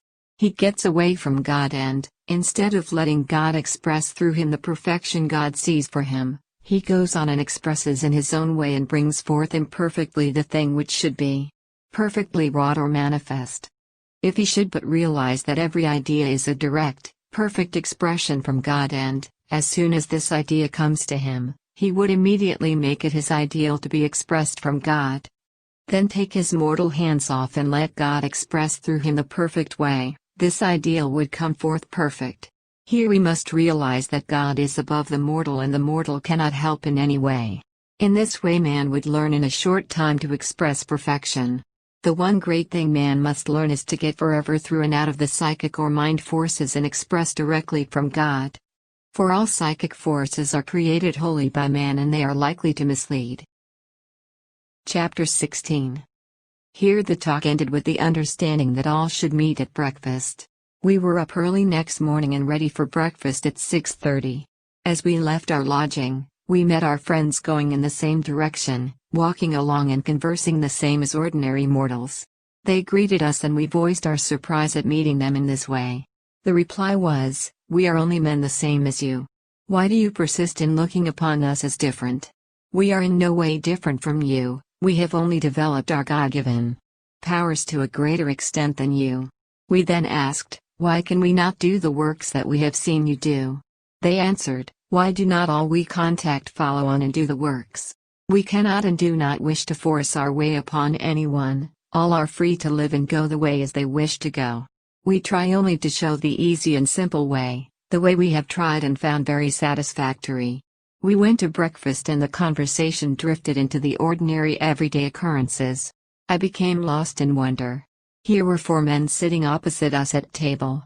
There was one that had lived upon this earth about 1,000 years. He had so perfected his body that he was able to take it with him wherever he desired. His body still retained the buoyancy and youth of a man of 35 years, and this perfection had been completed about 2,000 years.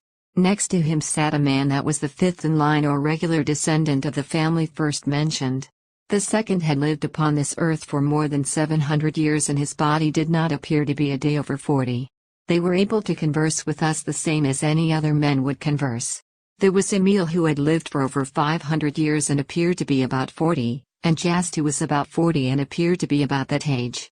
All were conversing together like brothers with not a hint of superiority, all kindly, simple, and yet well grounded and logical in every word uttered. With no trace of the mystical or mysterious about them, just plain human beings in daily intercourse with each other. Still, I could scarcely realize that it was not all a dream. After breakfast, when we arose from the table, one of my associates started to pay for the meal.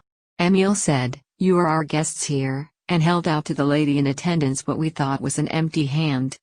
But when we looked a second time, there was just the amount of money necessary to pay the bill. We found that our friends did not carry money with them, neither did they depend on others for their supply. When money was needed, it was right at hand, created from the universal. We walked out of the house and the man that was with the number 5 party shook hands with us, saying that he must return to his party, and disappeared. We made a note of the time of his disappearance and afterwards found that he appeared with his party within 10 minutes after he had left us. We spent the day with Emil, Jast, and our friend of the records, as we called him, in wandering over the village and the countryside. Our friend recounting in detail many instances which happened in the time of John's sojourn of 12 years in the village. In fact, so vividly were these instances brought to our minds that it seemed as if we were back in the dim past, walking and talking with this great soul, who, to us before this, had seemed but a mythical character conjured from the minds of those who wished to mystify. From that day on, John the Baptist had been a real living character. So real to me it seems as if I can now actually see him walking the streets of the village and countryside and receiving the instruction of those great souls about him. The same as we walked the streets of the village and countryside that day, yet not able to grasp the fundamental truth of it all. After tramping all day, listening to the most interesting historical occurrences, and hearing records read and translated on the very spot where the incidents took place thousands of years before, we returned to the village just before dark, thoroughly tired. The 3 friends who were with us and had walked every step of the way as we had walked were not showing the least sign of fatigue or weariness. Whereas we were begrimed, dust-laden, and perspiring, they were cool and at ease. Their garments were as white and fresh and spotless as when we started out in the morning. We had noted during all our journeys with these people that none of their clothing became soiled. We had remarked about this a great many times but had received no reply until this evening when, in answer to a remark made, our friend of the records said, "This may seem remarkable to you but it seems far more remarkable to us that one speck of God's created substance adheres to another of God's creations where it is not wanted and where it does not belong. With the right concept this could not happen, for no part of God's substance can be misplaced or placed where it is not wanted." Then, in an instant we realized that our clothing and bodies were as clean as theirs were. The transformation, for to us it was a transformation, had taken place instantly to all 3 alike while we stood there. All fatigue left us and we were as refreshed as though we had arisen from bed and had our morning bath. Here was the answer to all our questions. I believe we retired that night with the deepest feeling of peace we had experienced at any time thus far throughout our sojourn with these people. And our feeling of awe was fast giving place to the deepest love for these simple, kindly hearts that were doing so much for the benefit of mankind, or their brothers, as they call them. We began to look upon them as brothers. They took no credit upon themselves, saying it was God expressing through them, "Of myself I can do nothing. The Father that dwelleth within me, he doeth the works."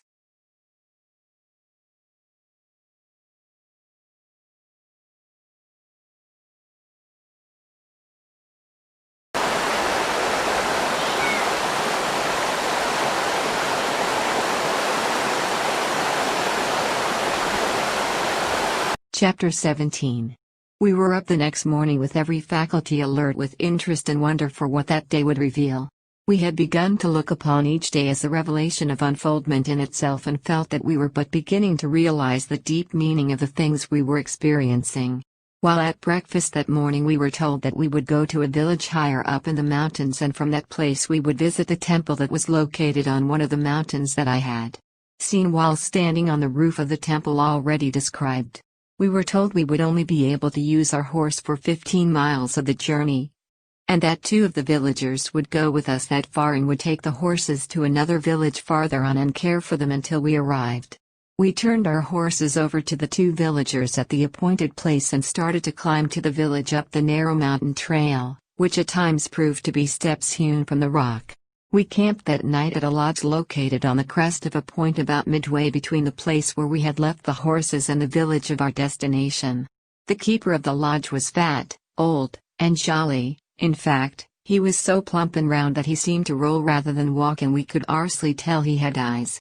As soon as he recognized Emil, he began asking for healing, saying, as we were told afterward, that if he did not get help he would surely die. We were told that he and his forefathers had kept this lodge and served the public for hundreds of years, and that he had been in charge about 70 years. About the time he took over the lodge, he was healed of what was called an inherited disease and supposed to be incurable. He had become a very active worker for about 2 years, then gradually had lost interest and begun to depend upon others to help him out of his difficulties. This had gone on for about 20 years, and he had seemed to prosper, seeming to enjoy the best of health, when suddenly he dropped back into his old ways, from which he would not make the necessary effort to arouse himself from his lethargy. We found that his case was only a fair example of thousands of others. These people live simply and easily, and anything that requires an effort becomes a burden to them very quickly. They soon lose interest, and their prayer for help becomes a mechanical sound instead of something uttered with deep meaning or desire. We were up and on our way early the next morning, and 4 o'clock in the afternoon found us at the village, with the temple of our destination perched on a rocky pinnacle almost overhead. In fact, so steep were the walls that the only means of approach was by a basket attached to a rope and let down on a pulley supported by a wooden beam made fast in the rocks. One end of the rope was attached to windlass and the other was passed over the pulley and fastened to the basket being let down and pulled up in this manner. The windlass was located in a little room hewn from the solid rock of the ledge that jutted out so that it overhung the rocky walls below. The Odin derrick to which the pulley was attached swung out so that the rope and basket just cleared the ledge, making it possible to haul the load up from below until it cleared. Then basket and load were swung in and landed safely on top of the ledge in the little rock room hewed out for the purpose.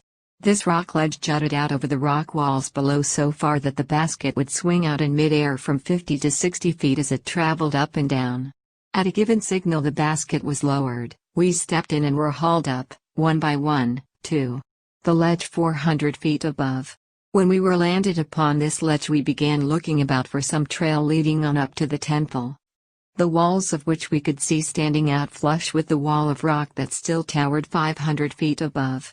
We were told that we would make the ascent in a similar manner to that already described. As we looked, a derrick arm corresponding to the one on the ledge where we were standing swung out, a rope was let down and attached to the same basket, and we were hauled up, one by one, and landed on the roof of the temple 500 feet above. I again felt as if we were on top of the world. The temple was located on a rocky pinnacle that stood out 900 feet above all of the surrounding mountains.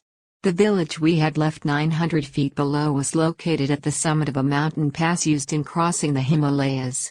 We found that this temple was about 1,000 feet lower in elevation than the one I had visited with Emil and Jas, but it commanded a much wider outlook. From where we stood, it seemed as if we could look into infinite space.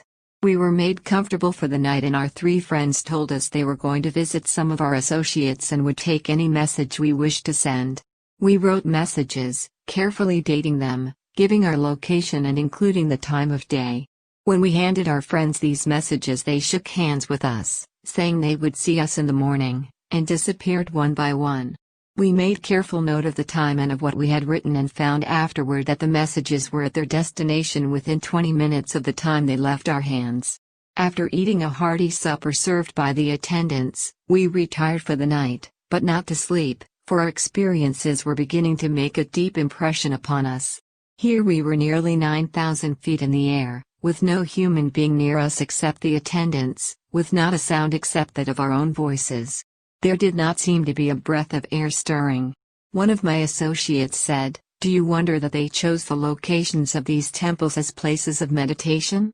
The stillness is so intense one can fairly feel it. It certainly is a place in which to meditate."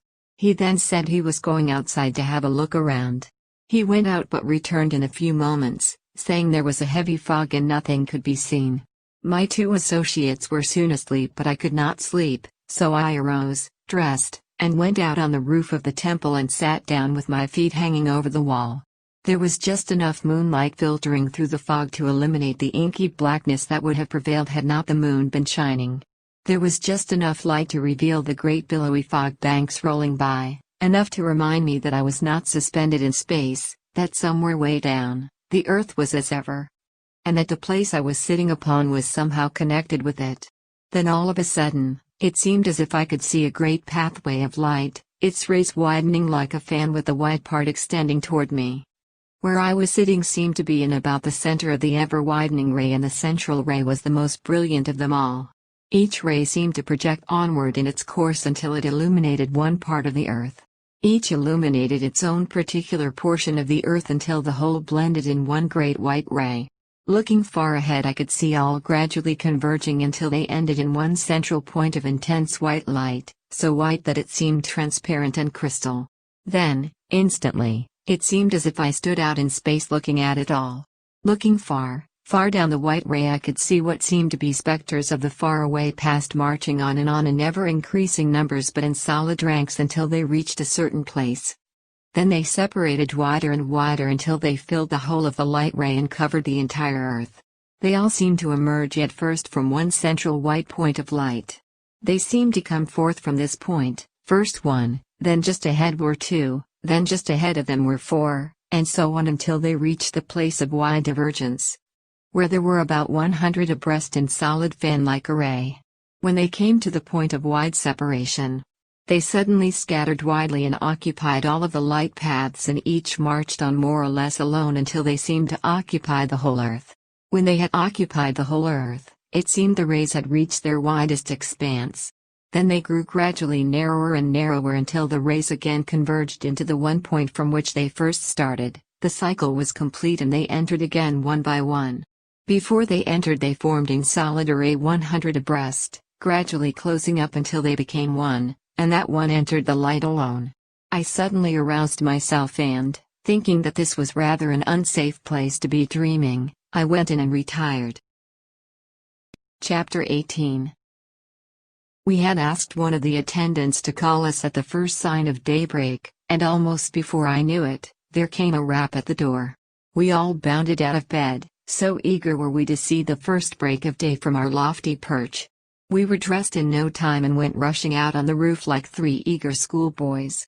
In fact, the noises we made so startled the attendants that they rushed up to see if we were really in our right minds. I suspect the noise the 3 of us made was more noise than had ever disturbed the peaceful quiet of the old temple since the days it was built, and this we learned was more than 10,000 years ago. In fact, it was so old that it looked a part of the rock upon which it rested. When we arrived on the roof, there was no need to ask for quiet. One look and my 2 associates' eyes and mouths went wide open. I suspect, had anyone looked at mine, they would have seen the same. I waited for them to speak. Almost in one breath came the exclamation, "Why, we are surely suspended in mid-air." They said the sensation was exactly like that I had experienced in the other temple. They had forgotten for a moment that there was anything under the feet, and the sensation was that they were floating in mid-air. One remarked, "I do not wonder that these men can fly after experiencing this." We were aroused from our reveries by a laugh, and all turned to find Emil, Jast, and our friend of the record standing close behind us. One of my associates walked quickly up to them, tried to grasp all of their hands at once, and said, "This is wonderful. We do not wonder you are able to fly after you have been here for a time." They smiled and one said, "You are as free to fly as we. You only need to know that you have the power within to do so, then use the power." We then turned to the outlook. The fog had lowered and was floating in great billowy waves just high enough so that not a foot of land could be seen anywhere, and the movement of the banks of fog all around gave the sensation that we were being carried on noiseless wings along with the fog. Standing there looking far out, one lost sense of anything underfoot, and it was very difficult to believe that we were not floating in space. As I looked out, it seemed as if my body lost all sense of weight and that I was actually floating above the roof. I had so far forgotten myself that when one of the party spoke, My feet hit the roof with such force that I felt the effects of the jar for several days after. At breakfast that morning we decided to stay over for 3 days, as we expected to visit only one other place of interest before going on to the appointed meeting place. Upon reading the messages Emil had brought, we learned that our chief's party had visited this temple only 3 days before. After breakfast we went out and found the fog gradually clearing. We watched it until it cleared entirely and the sun came up. We could see the little village nestling close in under the cliff in the valley far below. Our friends decided to visit the village and we asked if we might go with them. They laughed and said we could, but they thought we had better use the basket as we would present a better appearance if we did than if we attempted their mode of travel. So we lowered one by one to the ledge, then down to the little plateau just above the village. No sooner had the last one stepped from the basket than our friends were there. We went down to the village and spent the greater part of the day. It was a quaint old place, typical of those mountain districts, with its houses built by digging into the side of the cliff, then closing up the opening with rock walls. There were in all about 20 of these houses. We were told that the houses were built in this manner to keep them from being crushed by the heavy snows in winter. The villagers soon began to gather and Emil talked to them for a few moments. It was arranged that a meeting should be held the following afternoon and couriers were sent out to notify those of the neighborhood who wished to attend. We were told that John the Baptist had lived at this village and received instruction in the temple, and that the temple remained the same as when John received his instruction there. We were shown where the house had been torn down. That afternoon, when we returned to the temple, the weather had cleared so that we could see a wide expanse of country, and we were shown the trail that John had used in going to and from the temple and the different villages where he lived. The temple was supposed to have been built in the village established more than 6,000 years before John visited there. We were shown the trail we would take when we departed and were told the trail had been in use since the temple was built. About 5 o'clock that afternoon, our friend of the records said he would leave us for a time. He then shook hands, saying he would see us soon, and disappeared. That evening we saw the most remarkable sunset from the roof of the temple that I have ever witnessed, and it has been my good fortune to have seen sunsets in nearly all lands. As evening advanced, a light haze was gathering over a low range of mountains that bordered a wide expanse of tablelands which we could look down upon. When the sun reached this rim, we were seemingly so far above it that it appeared as if we were looking directly down upon a sea of molten gold. Then came the afterglow, and every mountain peak appeared to be aflame. Those in the distance that were covered with snow seemed to be blanketed with fire, and, where glaciers filled the ravines, it appeared as though they were shooting forth great tongues of fire, and these flames appeared to meet and melt with the different hues in the heavens. The lakes that dotted the plain below were transformed suddenly into volcanoes belching forth fires which ascended and blended with the colors in the heavens. For one moment it seemed as if we were standing on the brink of a silent inferno, then all blended into one harmony of color, and the soft peaceful quiet was beyond description. We sat on the roof until after 12 that night, asking Emil unjust questions. These questions pertained principally to the people and the history of the country in general. Emil quoted liberally from their records. These records proved that this country was inhabited thousands of years before our history began.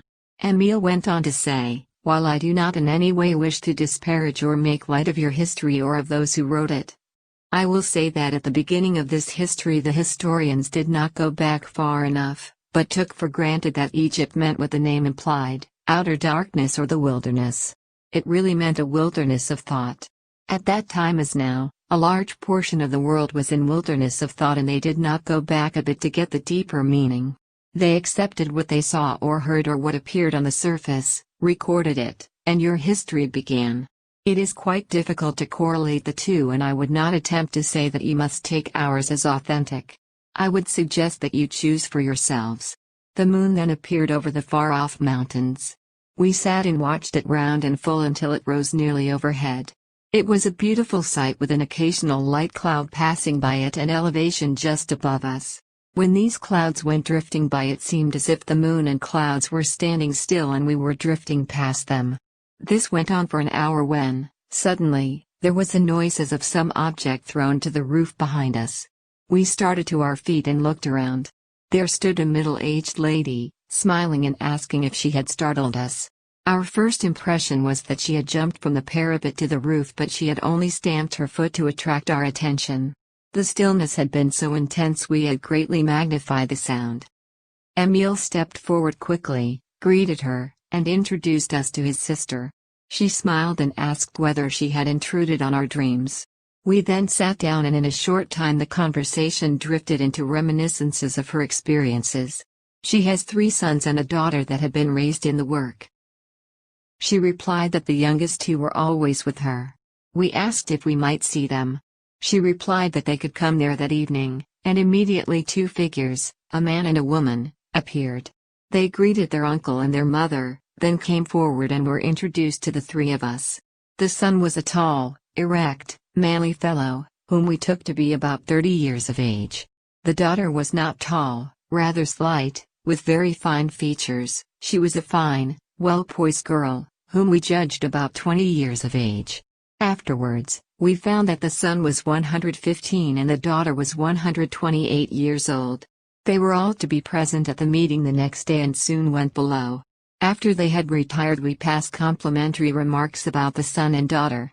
The mother turned to us and said, "Every child born is good and perfect. There are no bad children. It does not matter whether they are conceived in the perfect or immaculate or through the sense or material way. The one conceived in the perfect way will soon recognize his sonship with the Father, that he is the Christ or Son of God, then he will develop and unfold quickly and he will see only perfection. The one conceived through the sense way may also immediately recognize his sonship, perceive that the Christ is in him, and may realize his perfection by idealizing the Christ. He gazes upon that ideal, loves and cherishes it until he manifests or brings forth that which he gazes upon, the Christ. He is reborn and is perfect. He has brought forth perfection from within himself, that perfection which was always there. The one held to the ideal and was perfect, the other perceived the ideal and unfolded that ideal, and regained perfection. Thus no child is bad, all are good and from God." Here one of the party suggested that it was bedtime, as it was past 12 o'clock. Chapter 19. 5 o'clock the next morning found us all assembled on the roof of the temple. After the regular morning greetings, we gathered around and, as is the usual custom, a selection was read. The selection this morning was from the records of the temple. Jas translated them and we were surprised to find that the translation closely corresponded to the first chapter of St. John in our Bible, and the second reading corresponded to the first chapter of Luke. After the reading, we asked if we might get our Bible and compare the versions. They readily consented and, with the assistance of Jas, we made the comparison and were surprised at the similarity. We had scarcely finished when the breakfast call sounded and all went in. After breakfast we prepared to descend to the village and, for the time, the comparison left our minds.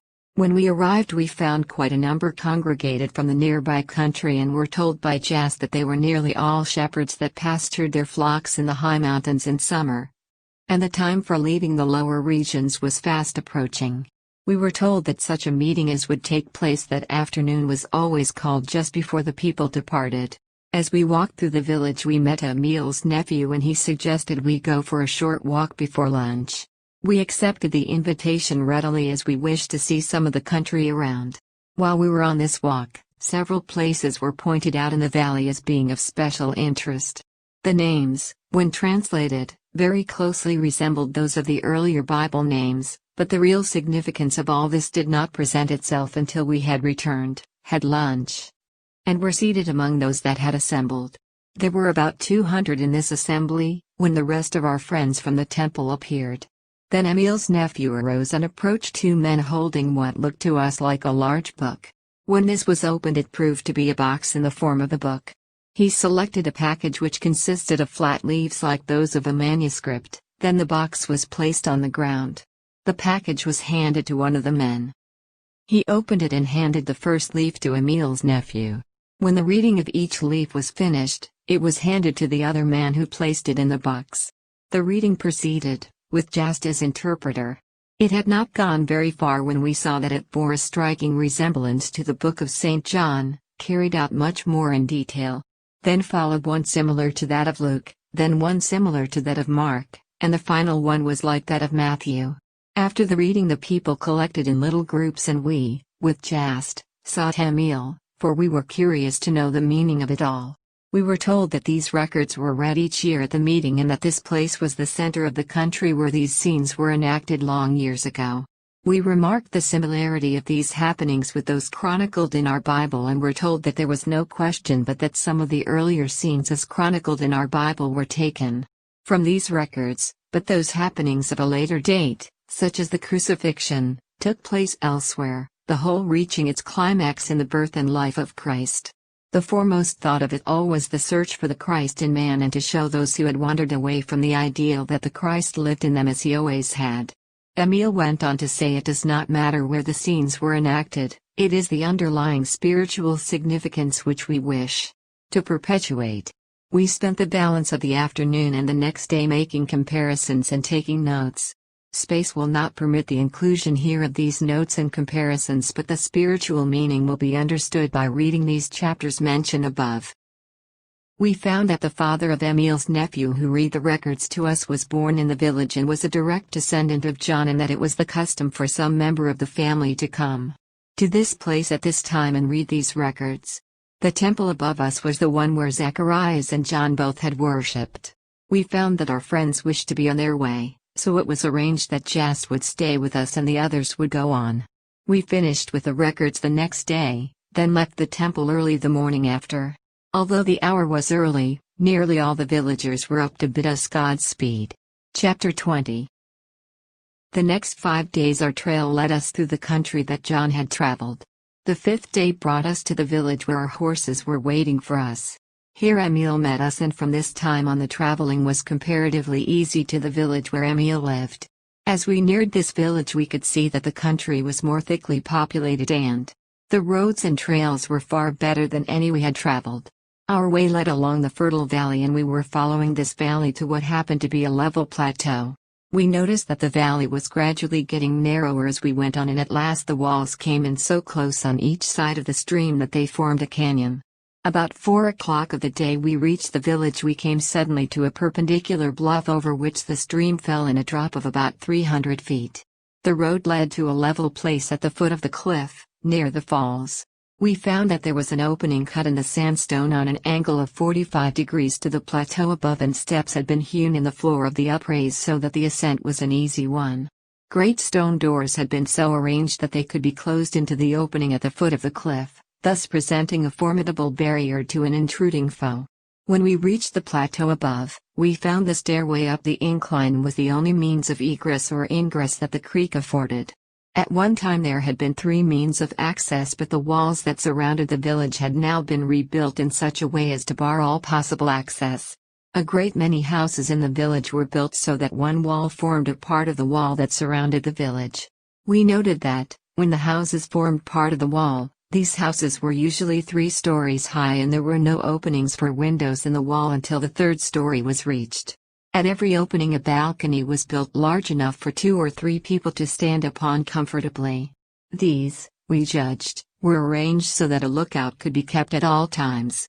We were told the district was once inhabited by a native tribe that isolated themselves from the others until as a tribe they had disappeared, a few having been assimilated by the other tribes.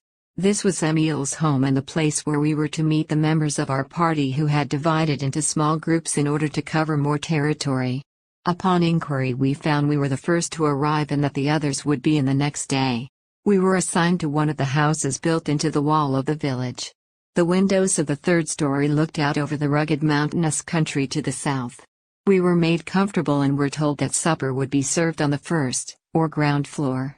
We went down and found Emil, his sister, her husband, and the son and daughter that we had met at the temple a few days before, seated at the table. We had no sooner finished supper than we heard a commotion in the little square which the house faced. One of the villagers came in and announced that our chief and his party had arrived. They were made comfortable, then we all proceeded to the roof. The sun had gone down but the afterglow still lingered. The view we looked out upon resembled a large basin at the confluence of a number of streams coming down in deep gorges from the higher mountains. These streams all entered the larger stream before it flowed over the steep wall of rocks into the valley below, thus forming the waterfall. This larger stream emerged from a deep canyon and ran over the level plateau but a few hundred feet before it plunged over the precipice. A number of smaller streams flowed over the perpendicular walls of the canyon cut by the larger stream, forming perpendicular falls and in some cases, roaring torrents. Some fell in sheer drops of 1 to 200 feet while others had cut their way into the canyon wall and fell in a succession of cataracts. Far up in the mountains the gulches were filled with glaciers and these glaciers projected like giant fingers from the great snowcap that covered the top of the entire range. The wall to protect the village had been joined to that of the larger gorge where it jutted out upon the level plain, then ran out to the cliff where the water dropped into the valley below. Where this wall joined the wall of the gorge the mountain rose perpendicular for 2,000 feet, thus creating a natural barrier as far as the eye could see. We were told that the level plateau extended for 60 miles east and west and in some places was 30 miles north and south. And the only other means of access was at the widest part of the plateau where a trail led over a pass, and this pass was guarded by a wall similar to the one where we were. While we were talking over the advantages of the location for defense, Emil's sister and her daughter joined us and a little later Emil, his sister's husband and son, came up.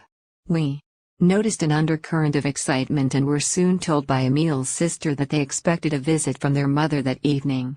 She said, "We are so happy that we can hardly contain ourselves, for we do love Mother so. We love all that have gone on to the higher attainments very dearly, for they are so fine and noble, and helpful, but our own Mother is so sweet and adorable, so helpful and loving. We cannot help loving her 1,000 times more. Besides, we are of her flesh and blood. We know you will love her as we do." We asked whether she came often. The reply was, "Oh yes. She always comes when we need her, but she is so taken up with her work that she comes only twice a year of her own accord and this is one of her semi-annual visits. She is to stay a week this time and we are all so happy we scarcely know what to do." Here the talk drifted to experiences of our associates while we were separated and we were deep in this discussion when, suddenly, stillness came over all and almost before we realized it we were sitting perfectly silent, without a suggestion from anyone. The evening shadows had gathered until the far-off mountain snow-cap looked like a great white monster just ready to loose its icy fingers and reach out over the valley below. From the stillness came a gentle swish like that of a bird alighting and it seemed as though a slight mist were gathering on the eastern parapet. The mist suddenly took form and there stood a woman, wondrously beautiful in face and form, with an intense radiant light about her that we could scarcely look upon. The family started to their feet and advanced rapidly toward her with outstretched arms, exclaiming "Mother," almost as one voice. She stepped lightly down from the parapet to the roof and embraced each as any fond mother would, then was introduced to us. She said, "Oh, you are the dear brothers from far-away America that have come to visit us. I certainly am overjoyed to welcome you to our land.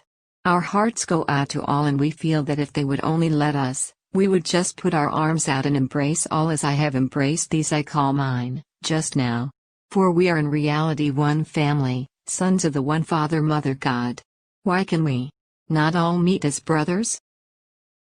We had remarked just before that the evenings were growing chilly, but when this lady appeared the warmth emitted from her presence made the evening seem like that of midsummer. The air seemed laden with the perfume of flowers, a light like that of the full moon seemed to pervade everything, and there was a warmth and glow over all that I cannot describe. Yet there was no hint of display, just that deep, simple, kindly, childlike way. It was suggested that we go below and the mother with the other ladies led the way to the stairs, with our party following and the men of the household bringing up the rear. Then we noticed that, although we seemed to be walking in the usual way, our feet made no sound upon the roof or the stairs. We were not trying to go quietly, in fact, one of our party said he deliberately tried to make a noise and could not. It did not seem as if our feet came in contact with the roof or stairs. We went into a beautifully furnished room. As soon as we entered and were seated we noticed a warmth and glow and the room was filled with a soft light that none of us could explain. All maintained a deep silence for a time.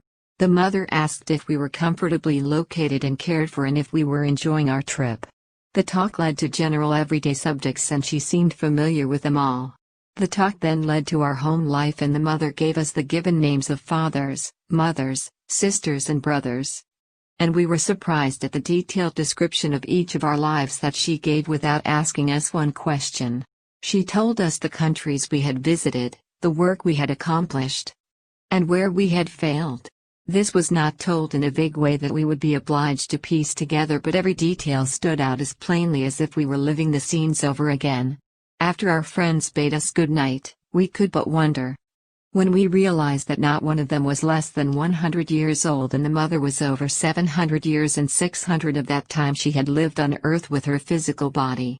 Yet all were as buoyant and light-hearted as though they had been 20, and nothing was assumed. It was as though youthful people were with us. Before they departed that evening we were told there would be quite an assembly in the lodge the next evening and that we were all invited to be present.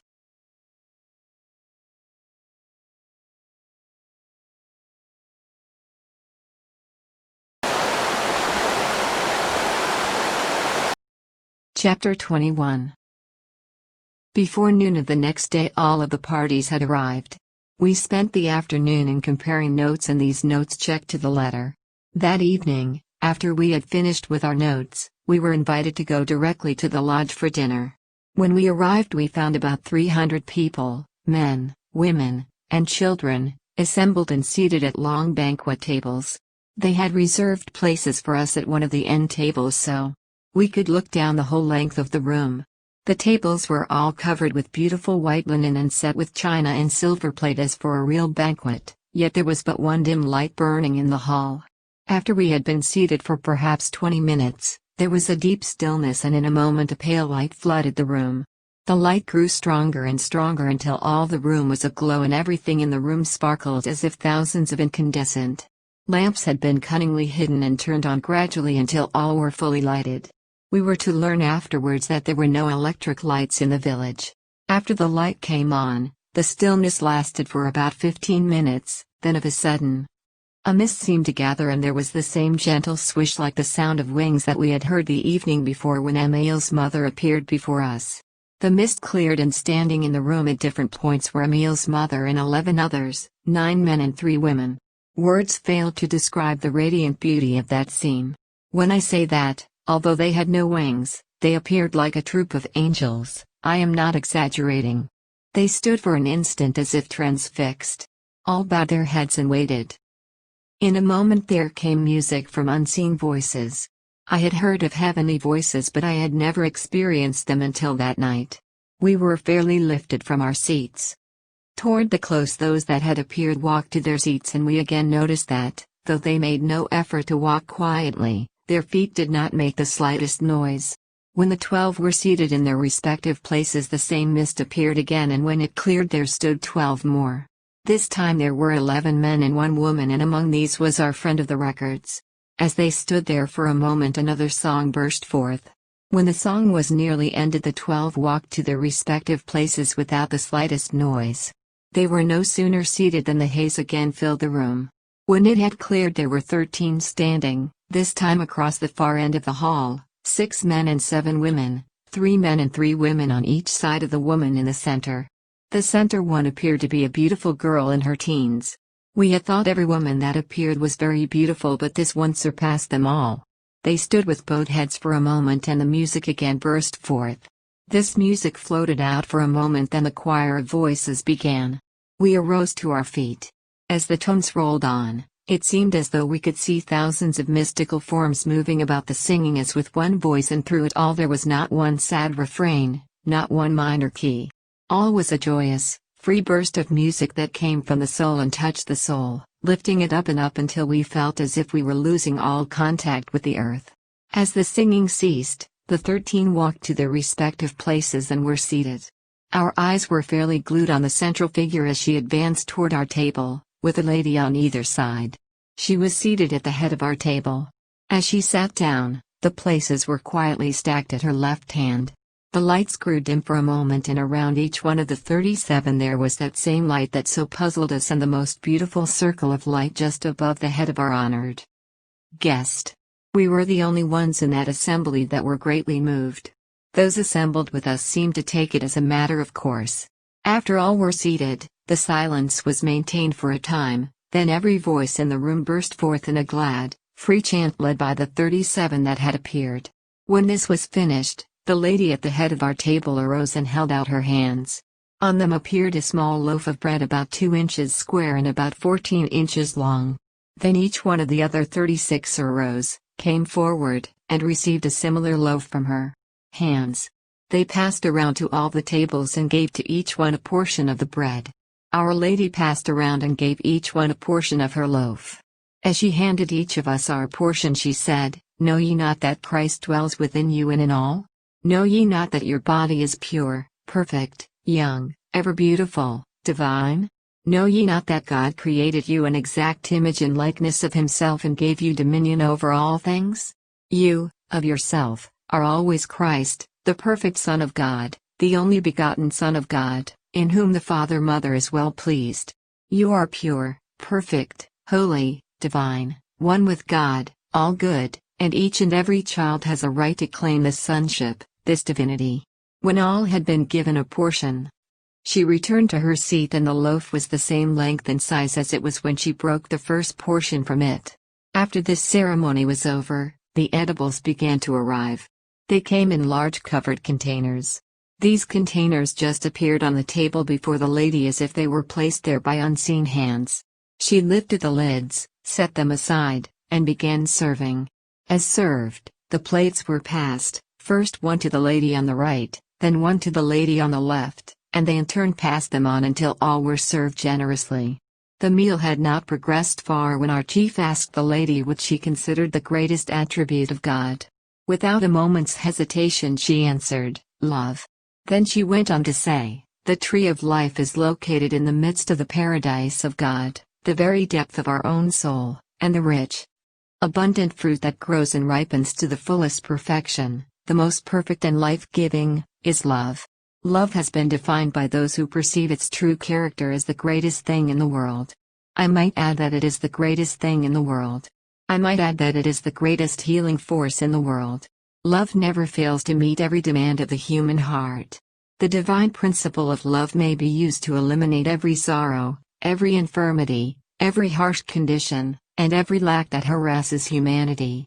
With the right understanding and use of the subtle and illimitable influence of love, the world may be healed of its wounds and the sweet mantle of its heavenly compassion may cover all inharmony, all ignorance, and all mistakes of mankind. With wings outstretched, love searches out the arid spots of the human heart, the waste places of life, and with seeming magic touch redeems humanity and transforms the world. Love is God, eternal, limitless, changeless, going beyond all visions into infinitude. The end we can only envision. Love fulfills the law of its own, consummates its perfect work, and reveals the Christ within the soul of man. Love is ever seeking an inlet whereby it may flow forth into the soul of man and pour itself out as all good to him. If it is not disturbed by man's perversity and discordant thinking, God's eternal, changeless current of love flows ever onward, carrying before it, into the great universal sea of forgetfulness, every appearance of inharmony or ugliness which disturbs the peace of man.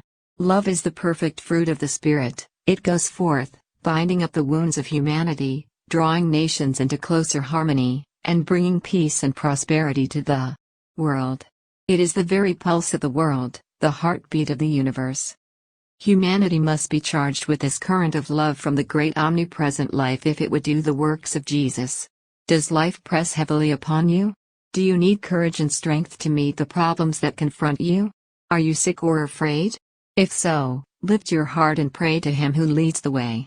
The imperishable love of God enfolds you. You need not fear.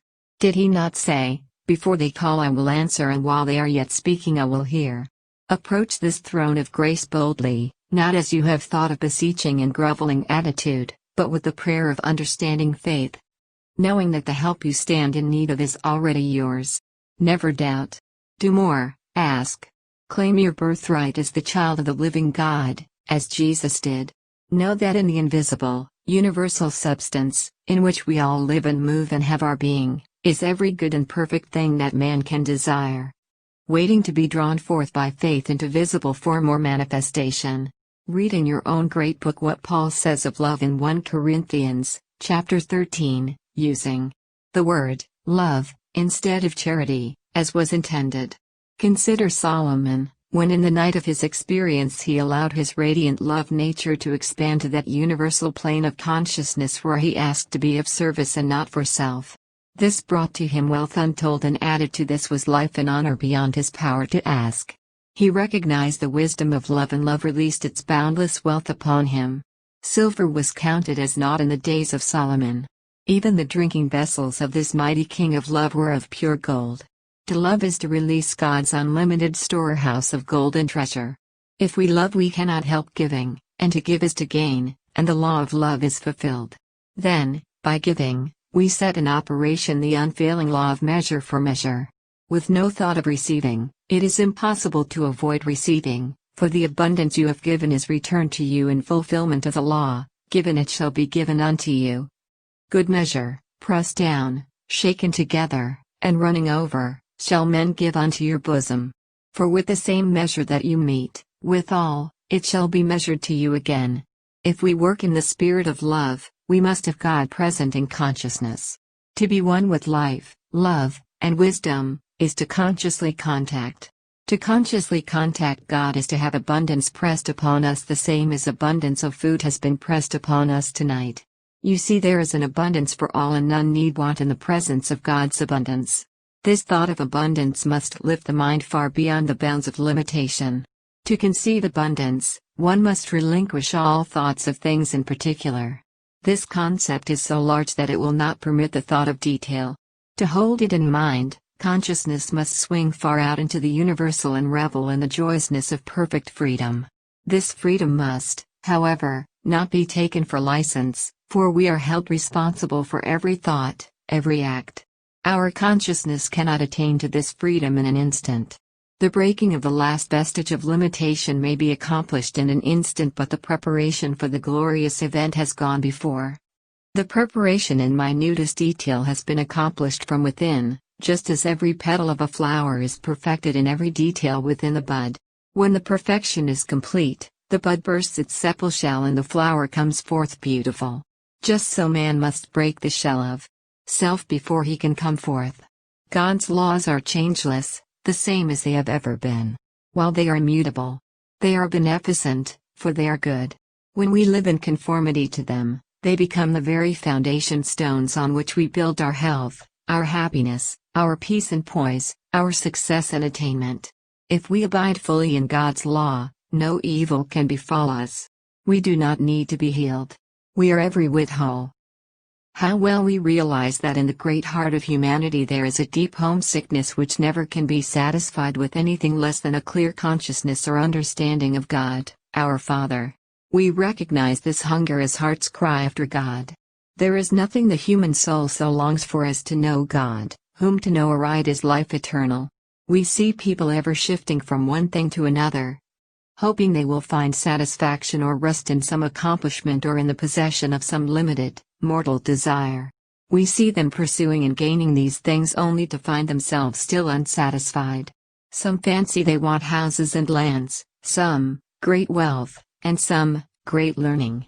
We are privileged to know that man has all these things within himself. Jesus, the great Master, attempted to have all see this. How we do love him! He stands out so beautifully triumphant because of his attainments.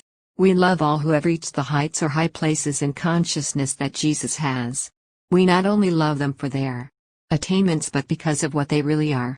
Jesus never allowed himself to dwell in the external after his illumination. He always kept his thoughts at the central part of his being, which is the Christ. In Jesus, the Christ or central spark which is God in us all, living in everyone today, was drawn forth to show itself perfectly ruling the material body or flesh man. It is in this way that he did all his mighty works, not because he was in some way different from you. He had no greater power than all have today. He was not in some way a son of God and we only servants of God. He did these works because this same divine spark, which the Father has implanted in every child born, was fanned into a brighter flame by his own efforts in holding himself in conscious communion with God himself, the source of all life, love, and power. Jesus was a man the same as all men are today. He suffered, was tempted and tried, just as you suffer because of temptation and trials. We know that during his residence on earth in the visible body, Jesus spent hours of every day alone with God, and we know that, in his early manhood, he went through just what we have gone through and what you are going through today.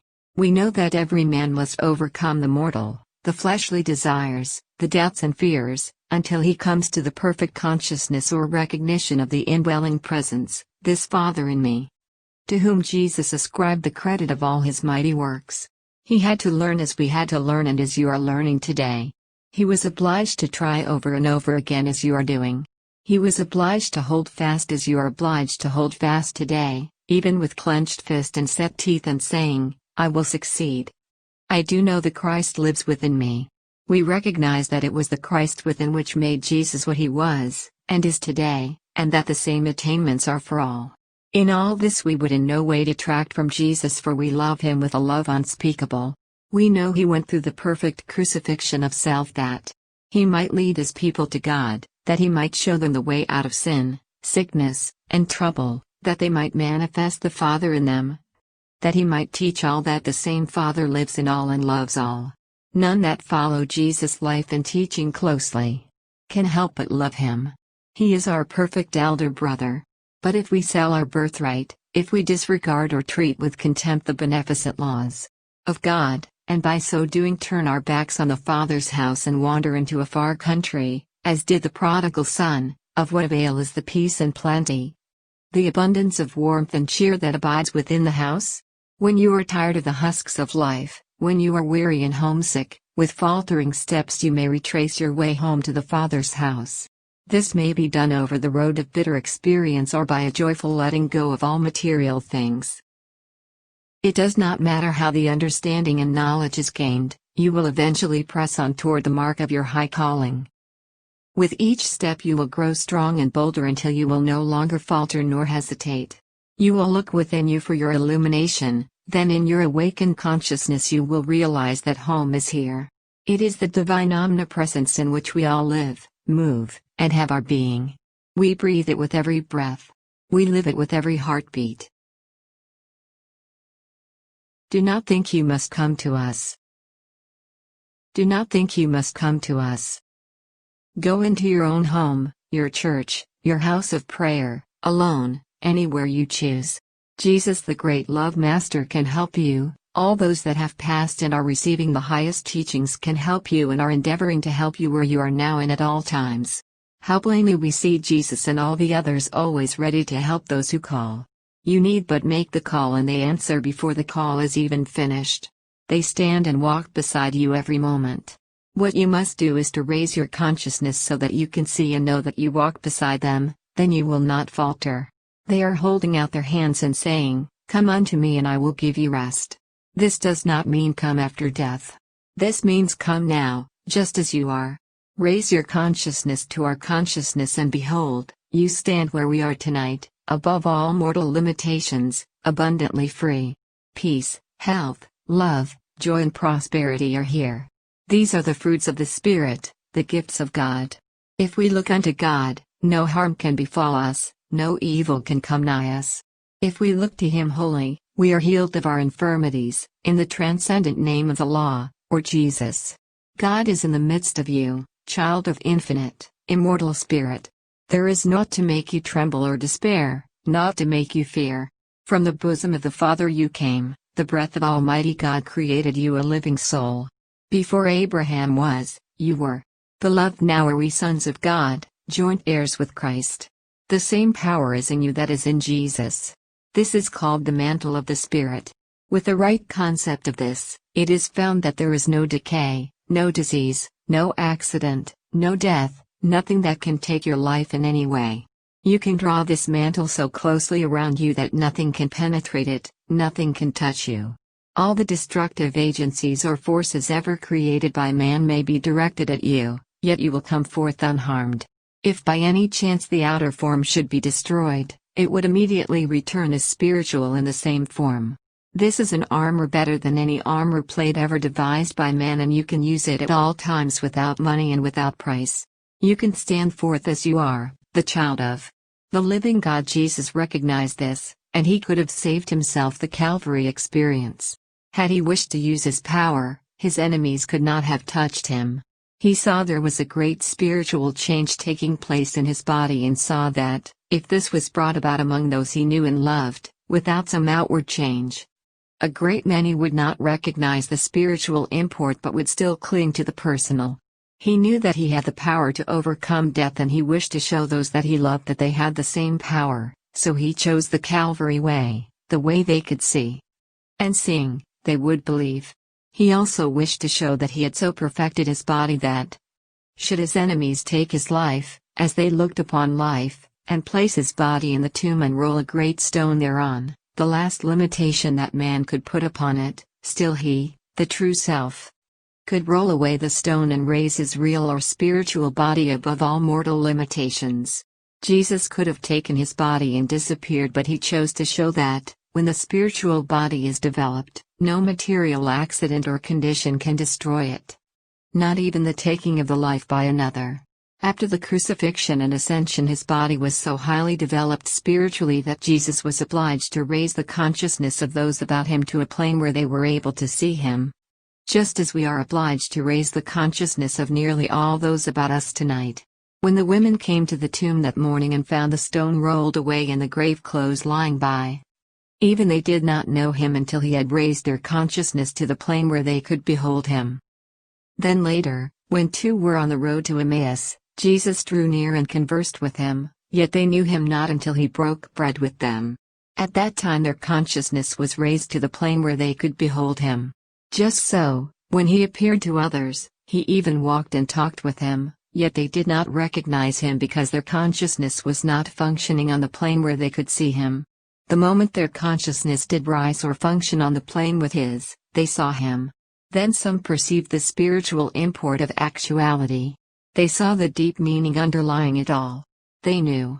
Yet with all this a great many did not believe in him because they had not yet attained a plane in consciousness where they could see or perceive the underlying spiritual meaning. Then the veil of mystery drawn by man's mortal perception was removed. And the veil of the temple was rent in twain from the top to the bottom. The consciousness was attained that death had been overcome. And that not only death, but all man-made mortal limitations could and would be overcome, by coming up over them or raising our consciousness to the plane on which they can no longer be seen and, therefore, do not exist. If this consciousness is loved and cherished, it will come forth. This was the revelation that came to Jacob as he lay upon the hard stone of materiality. It was revealed to him that that which is gazed upon is brought forth, and his realization of this released him from his material bondage. It was this which prompted him to put spotted sticks in the cows drinking water, thus causing them to bring forth spotted offspring. We can so definitely put forth our ideal into the formless that it is formed direct from the unformed, that which appears invisible to mortal consciousness. The drinking water of the cows but typifies the mirror through which the image held in mind is reflected to the soul, the innermost, and then conceived and brought forth. It is the same with the friends assembled here tonight. Only a few of the earnest ones perceive, and they go on, unfold, and do the real work of God. Others make a good beginning, but it soon requires too much exertion to surmount the first wall of materiality. They find it much easier to drift with the tide and they drop out. We have all lived in the visible, mortal plane on this earth. In fact, we have never left the earth. We are now invisible only to those that are in mortal consciousness. To those that are on a higher plane of consciousness we are always visible. Every seed idea placed in the soul becomes a conception and is given thought form in mind, later to be experienced in physical form. Ideas of perfection produce perfection. The reverse is equally true. Just as the sun and the earth produce with equal willingness. The mighty tree or the frailest flower, when their respective seeds are planted, so spirit and soul respond to man in that which he desires or that for which he has asked, believing, he receives. Those that have passed from the visible through death are manifesting on the same psychic plane as when they left the body, for the mortal mind functions on the psychic plane. This is the cause of the great psychic realm which lies between the material, or visible, and the true spiritual, and through which all aspiring to the true spiritual must force their way before the spiritual is perceived. In order to perceive the spiritual, We must forge through the psychic directly to God. Death releases the soul only to the psychic plane, and it manifests on the same spiritual plane it was in when the soul was released from the body. The one so passing has not perceived that there is but one spirit, one mind, one body, and that all came forth from this one and must return to it. The spirit sent forth from this one and given a perfect body is as much a part of the one spirit as our arm is a part of our whole body, and is never separated from it any more than any member of our body is a separate part, but is one with the whole body and must be fitly joined with it to make up the whole. So must all spirit or expression be fitly joined together to be complete and perfect. They shall all be gathered together in one place, means that we shall be conscious that we are one expression of the divinity and all from the same source, God. This is the atonement, the at one meant, knowing we are all created in the image and likeness of God, exactly like Him. An image through which He may and can express the ideal He has conceived for us. To be willing that God shall express perfectly through us the highest ideal He has conceived is the meaning of, not my will, but thine, O God, be done. None can rise above mortal thoughts without doing the will of God, whether he does it consciously or unconsciously. Here the talk dropped for a moment and one of our party asked about the relativity of matter. She went on to say, the real world is substance, the relativity of substance. Let us consider for a moment the five kingdoms, the mineral, the vegetable, the animal, the man, and the God kingdoms.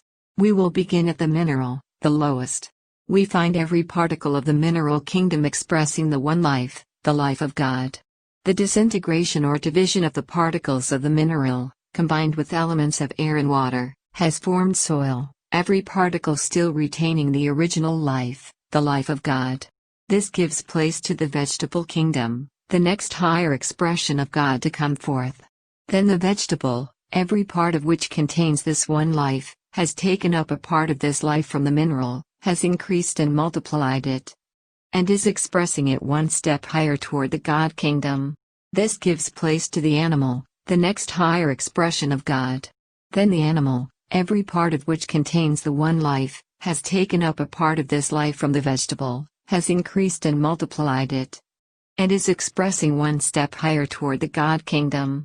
This gives place to the man kingdom, the next higher expression of God. Then the man kingdom, every part of which contains the one life, has taken up a part of this one life from the animal kingdom and, in expressing it one step higher, gives place to the God kingdom, the highest expression through man.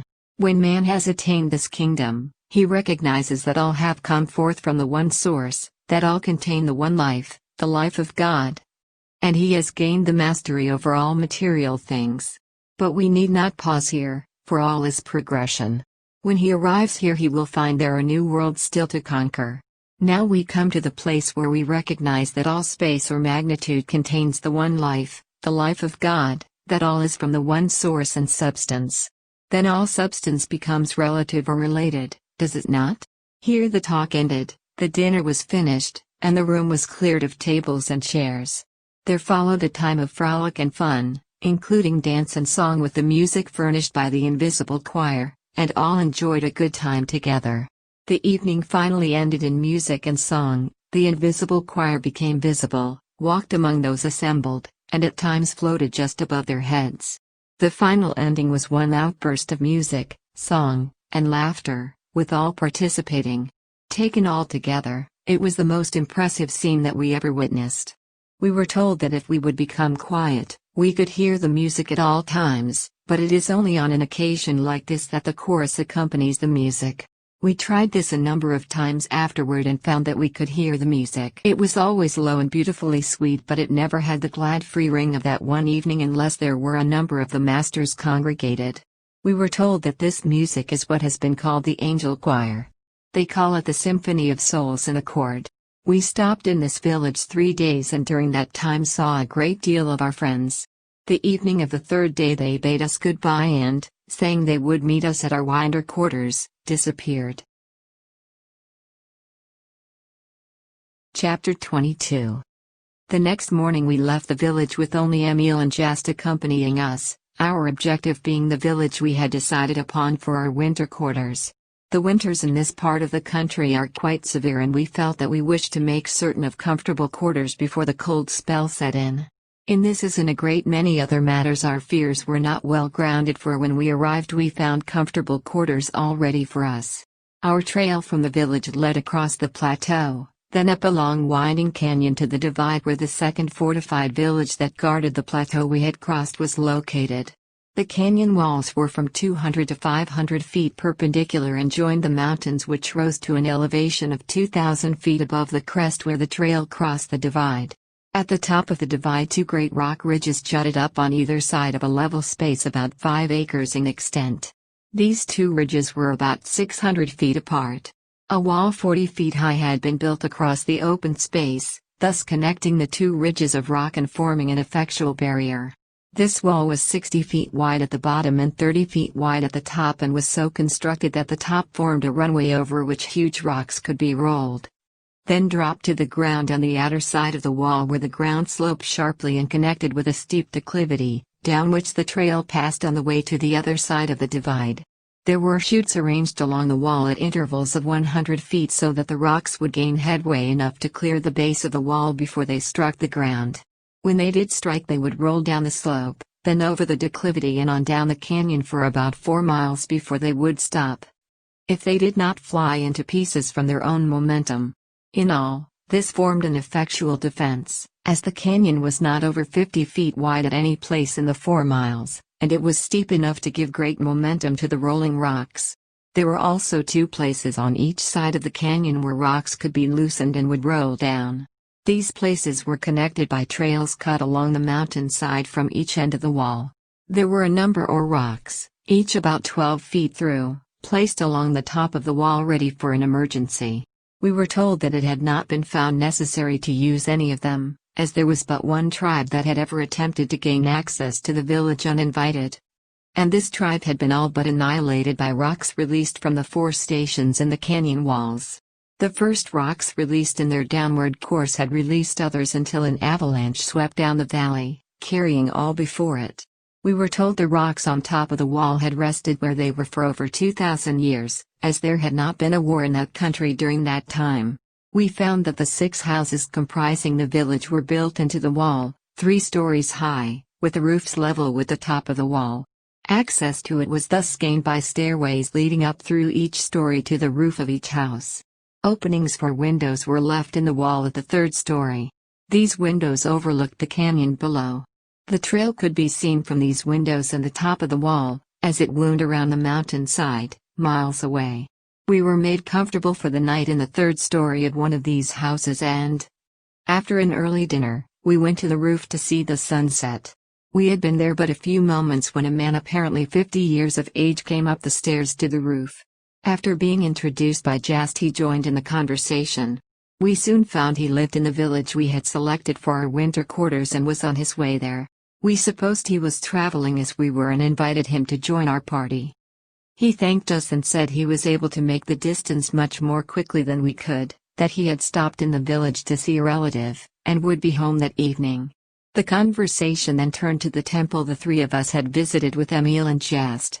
This man spoke quietly and said, "I saw you sitting on the parapet of the temple that night." Then he went on and gave the dream or vision just as it came to me and as it has been set forth in this book. This came as a surprise to me and my associates, as I had not mentioned the occurrence to them. This man was a perfect stranger to us, yet he recounted the dream as vividly as it had appeared to me. Then he went on to say, "You were shown just what we are shown, that man comes forth in unity just as long as he has consciously realized this and used the power and dominion rightly. But the moment he, in his mortal self, conceived dual powers, he began to see dual, he misused this power, and brought forth duality. For man is a free will agent and brings forth that which he gazes upon. Then diversity and wide separation resulted, and this has followed him all over the earth. But a change is coming. Diversity has about reached its limit, and mankind is recognizing that all came forth from the one source. Recognizing this, men are now coming closer and closer together. Man is beginning to realize that every other man is his brother instead of his enemy. When man does fully realize this, he will see that just as all came from the one source, All must return to that source or become his brothers in reality. Then he will be in heaven and will recognize that heaven means the inner peace and harmony created by man right here on earth. He will then see that he makes his heaven or hell just as he chooses. This heaven has been conceived rightly but misplaced geographically. He will know that God dwells within him, and not only within him but in everything about him, every rock, every tree, every plant, every flower, and every created thing. That God is in the very air he breathes, the water he drinks, the money he spends, that God is the substance of all things. When he breathes God as much as he does air. When he partakes of food, he partakes of God as much as he does of food. It is not our wish to form new cults, or sects. We feel that the churches that are established today are sufficient, and they are the logical centers to reach out and help the people to the realization of God, through the Christ in all. Those associated with the churches must realize that the church but typifies the one thing, the Christ consciousness in all mankind. If they realize this, where can the diversity lie but in the concept of man's mortal mind, and not in the church? Wherein then is one church or society different from another? The diversity thought to exist today must be wholly in man's mortal mind. See what this diversity has led to: the great wars, the intense hate engendered between nations and families and even individuals. And all because one church organization or another has thought that its creed or doctrine was better than that of another. Yet all in reality are the same, for they all lead to the same place. It would not be possible for each to have a heaven of its own. For if it did, when a fellow man finished with his particular brand of church organization and was ready to receive his reward, he would be obliged to spend the remainder of his existence looking through the maze of heavens for the particular one he is destined for. The church organizations and those associated with them are coming closer each day, and the time will come when they will be united as one. When all are as one, there will be no need of organization. Yet the fault does not lie wholly with church organizations. Few people have awakened to the realization of what life really holds for them. We find the greater majority drifting through life, dissatisfied, dazed, crushed, or uncertain. Each must learn to lay hold of life and begin to express, from his own life center, with purposeful, definite action, the gifts that God has given him. Each must unfold his own life. It is not possible for one to live for another. No one can express your life for you, and none can say how you must express your own life. As the Father hath life in himself, so hath he given unto the Son to have life in himself. A soul cannot realize this and just drift. For the whole purpose of life reveals itself in the privilege and opportunity of expressing the God self within. That man is and shall be the divine image and likeness of himself is God's purpose for man. To express that which God has conceived for him should be man's great purpose in life. When Jesus was on the mountain top and his disciples came to him, see what words of wisdom he spoke unto them.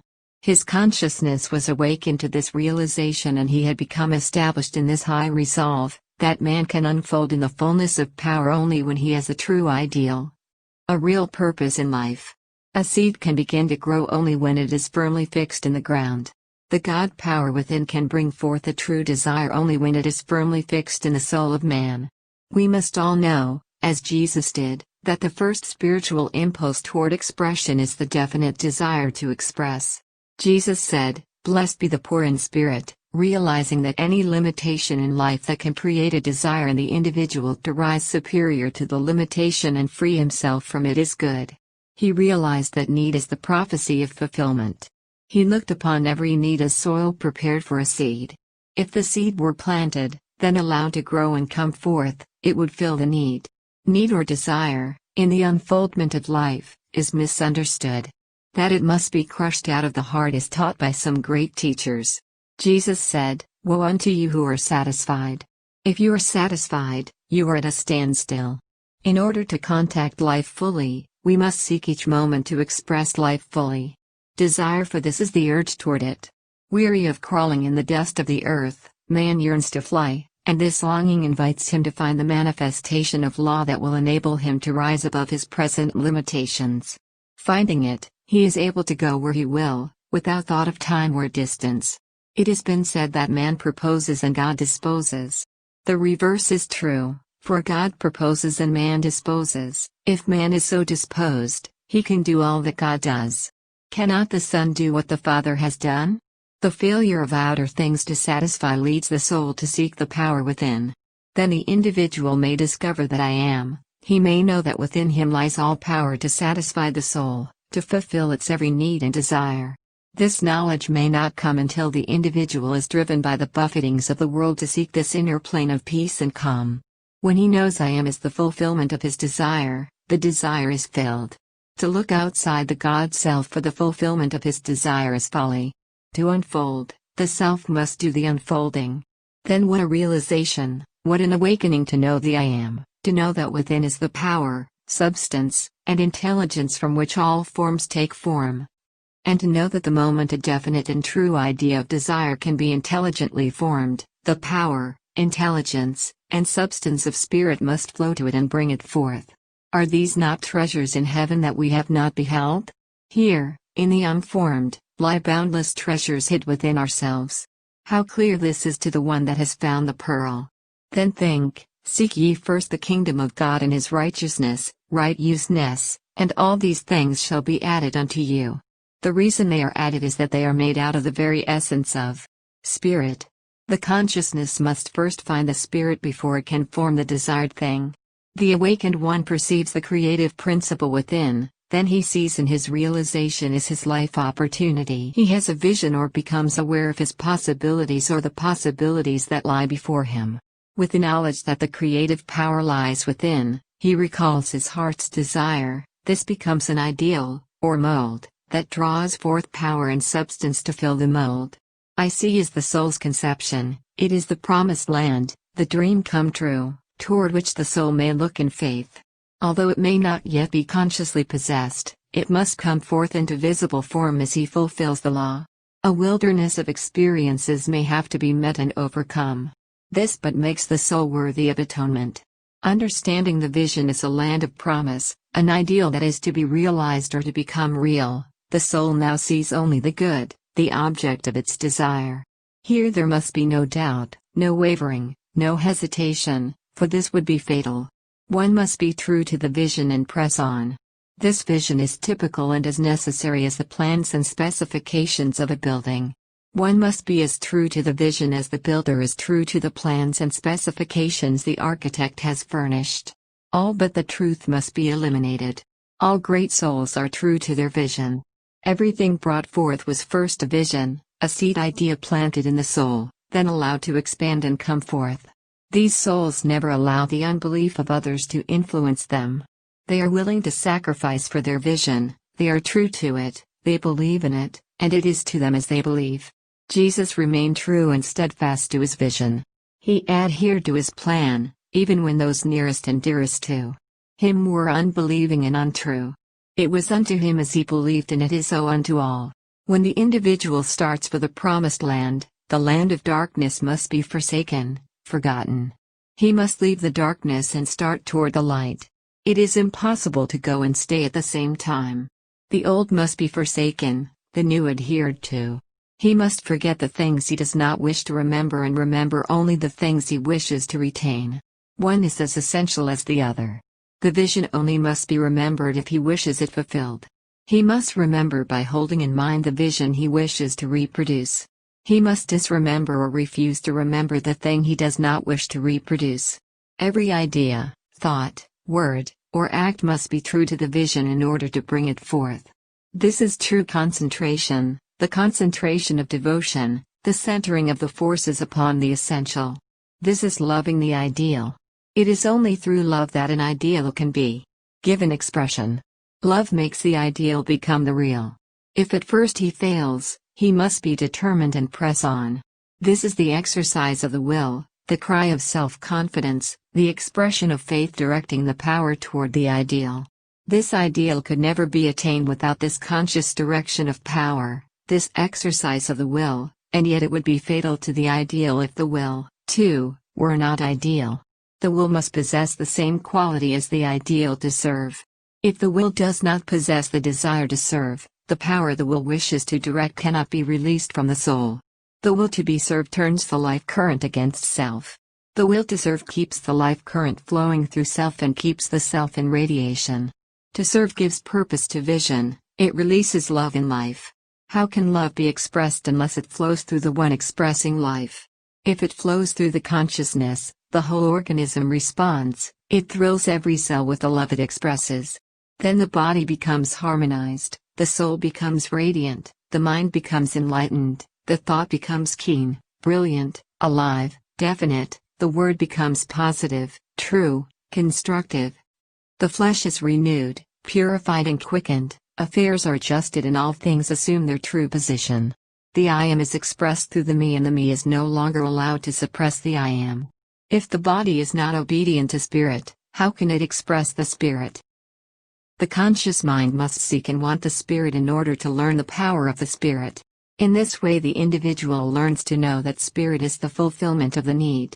In no way can it be given higher expression than when it is allowed to fill the need of others. It is the flowing forth to others that opens the storehouse of spirit. It is the I will to serve that opens the unlimited storehouse of God to all and brings its realization to the soul. The soul has returned to the Father's house as soon as it has will to serve.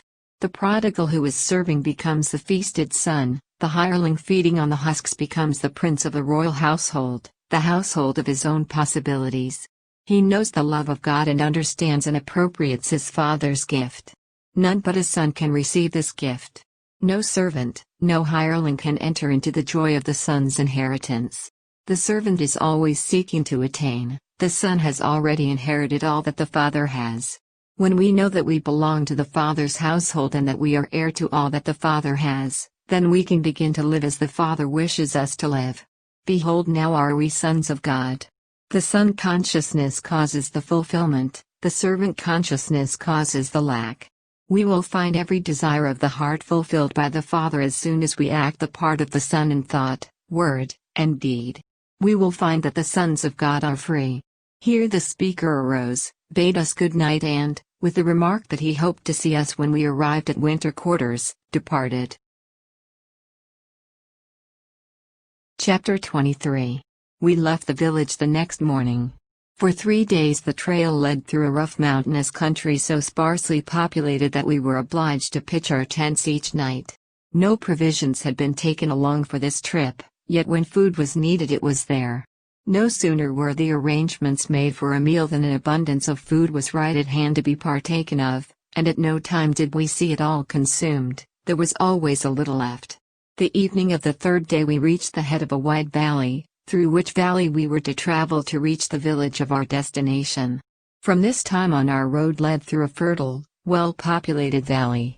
We had selected this village as our winter quarters for the reason that it was located in the very heart of the country we were visiting and we felt that it would give us the opportunity we desired to come in daily contact with the people for a longer period of time.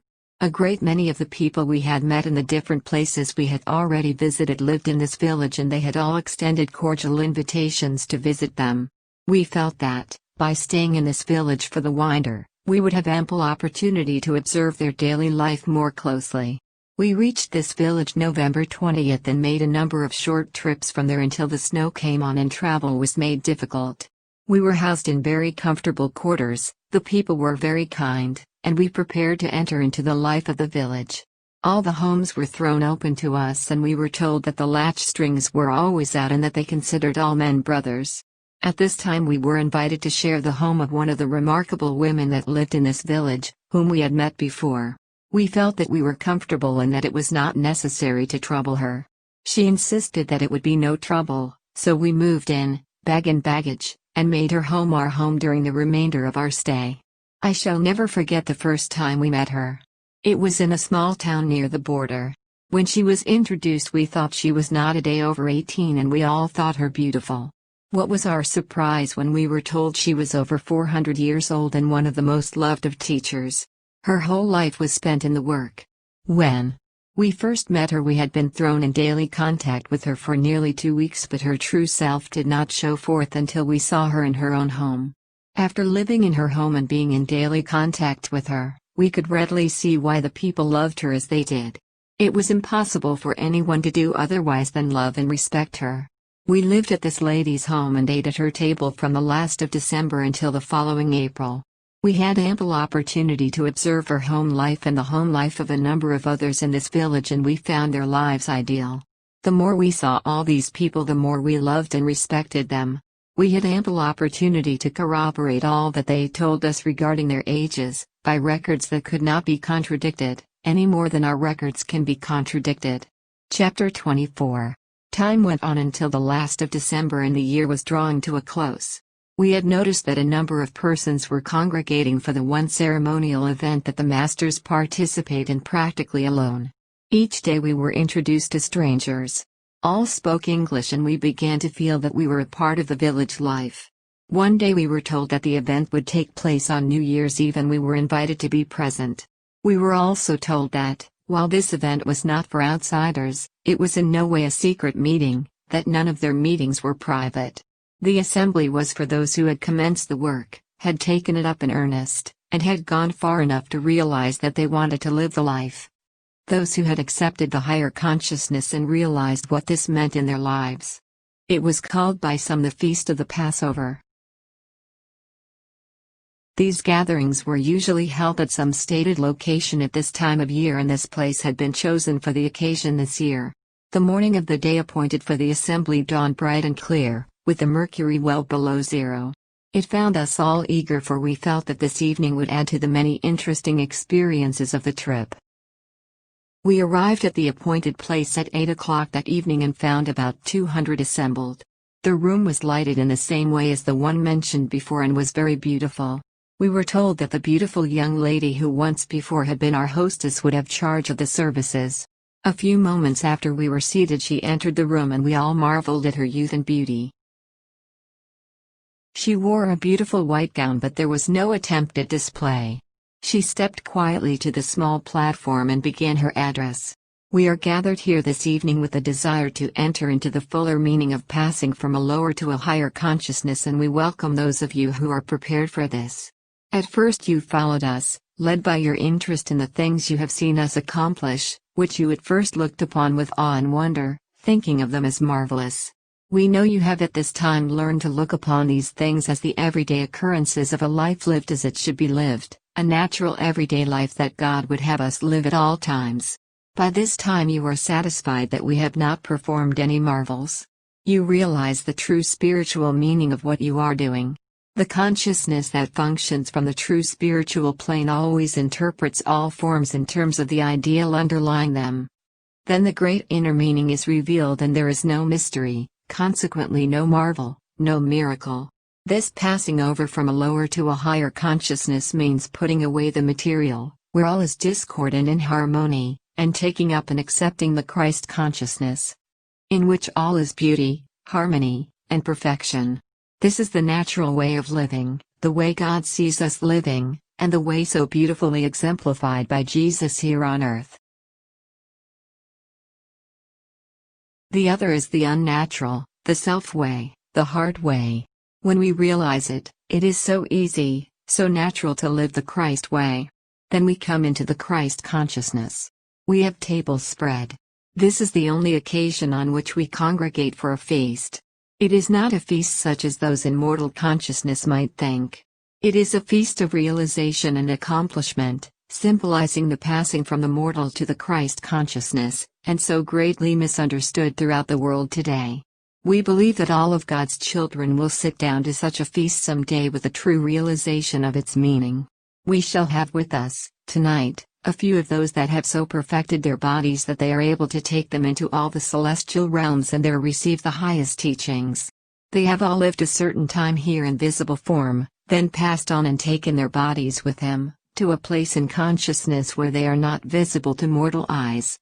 And we must raise our consciousness to the Christ consciousness to converse with them. But those that have so perfected the body that they can take it to this celestial realm can return to us and go away at will. They are able to come and instruct all who are receptive to their teaching and appear and disappear at will. It is these that come and teach us when we are ready to receive instruction, sometimes intuitively and at time by personal contact. There will be 5 of these to break bread with us tonight. Among the 5 is one especially beloved by us, as she is the mother of one of us and has dwelt among us. This proved to be Emil's mother, We will now gather around the tables. The lights were dimmed for a moment and all sat perfectly quiet with bowed heads. Then the lights came on and the 5 stood in the room, 3 men and 2 women. They were all dressed in white and were radiantly beautiful, with a soft glow of light about each one of them. They walked quietly forward and each took a place left vacant at the head of each table. Emil's mother took the place at the head of our table, with our chief at her right and Emil at her left. After the 5 were seated, the edibles began to arrive. It was a simple meal of vegetables, bread, fruit and nuts, but very palatable. The talks that followed were chiefly instructions to those who had assembled for the occasion. They were given in the native tongue and were translated by Jest. I will not include these talks, as the greater part has already been given. Emil's mother, the last speaker, used perfect English and her voice was clear and concise. These were her words: "We use forces every day that man in the mortal concept laughs at. We who are privileged to see and use these are doing all that we can to have men see and know what they are keeping out of their lives by the thoughts they are holding of the perfect things that are right at hand, ready and waiting to be taken hold of. As soon as these forces are taken hold of or appropriated by man, they will be far more real and living than those things that man clings to so desperately in the mortal, clings to because they can be seen, felt, and handled or contacted through the limited mortal senses. You will note that all our comforts in this room and those you are occupying, such as light and heat and even the things you have eaten, are prepared by one of these forces. You may call it light rays or what you will. We see it as a great universal power or force, which, when contacted by man, will work for him far more effectually than steam, electricity, gasoline, or coal. Yet we call it one of the least of the forces or powers. This force will not only furnish all the power needed by man, but it will also furnish heat for all his needs, at all times and in all places, without the consumption of 1 pound of fuel of any kind. This force is perfectly noiseless, and if man will contact and use it, it will stop a great deal of the noise and confusion that now seems unavoidable. This power is right at hand all about you, waiting for man to contact and use it. When he does contact and use this force, it will be far simpler than steam or electricity. As man is able to do this, he will see that all modes of power and locomotion that he has devised are but makeshifts that he has brought forth in his own mortal concept. He has thought that he, himself, has brought them forth, and he has in this way brought forth only that which he could contact with the mortal senses. He has brought forth imperfect things, whereas if man would see that all is of God and from God expressing through him, all things that he brings forth would be perfect. Man, having free will, has chosen the hard way. And instead of realizing his sonship with God and using all that God has, he will go on in the hard way until he is driven to realize that there must be, and really is, a better way. He will eventually know that God's way is the only way. Then he will express the perfection that God sees him expressing right now. Do you not see how you must be centered in the Father within you, drawing the whole of your good from him, and how every force of your nature is to operate from the divine self? In the beginning of all expression is God, the Father, within, else God could not be expressed or brought forth. Here one of our party asked what power or force our thoughts and words had upon our lives. She held out her hand and in a moment a small object was lying in it. She said, "Let me drop this pebble into this bowl of water." You see that the vibrations caused by the pebbles coming in contact with the water radiate from that center in ever-widening circles until they reach the rim of the bowl, or outer edge of the water. This exactly represents every thought or word we think or speak. The thought or word sets in motion certain vibrations that go out and on, in ever-widening circles, until they compass the universe. Then they return as they went forth, to the one that sent them out. Every thought or word we think or speak, be it good or bad, returns to us as certainly as we send it forth. This returning is the day of judgment spoken of in your Bible. Every day will be a day of judgment thereof. The judgment will be good or evil, just as the word or thought sent out is good or evil. Every idea is sent out, planted in the soul, held in mind, becomes a conception later to be brought forth or expressed in physical form. Thoughts or ideas of perfection bring forth perfection, thoughts or ideas of imperfection bring forth imperfection. The sun and earth combined will produce, with equal willingness, the mighty banyan or the smallest flower if the seed is planted. It is in this way that the soul and spirit respond to the call of man, and that for which he asks by word or thought, he receives. The only thing that has separated man from heaven is a mist of material thought that man has created around heaven, and this has given rise to the mysteriousness that surrounds all things divine. This veil of mystery is gradually being pulled aside, and it is found that there is no mystery. Those establishing their different church organizations have found it expedient to surround the things of God with mystery, thinking to get a closer hold upon the people. But all are now finding that the deep things of God are the real, simple things of life. If not, of what avail are they? All are perceiving that the church but typifies the Christ consciousness in man, the God center of humanity.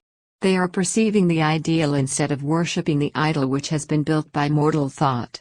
Look at the vast number of heterodox organizations springing up on every hand. Though widely diversified now, they are bound to lead to the one.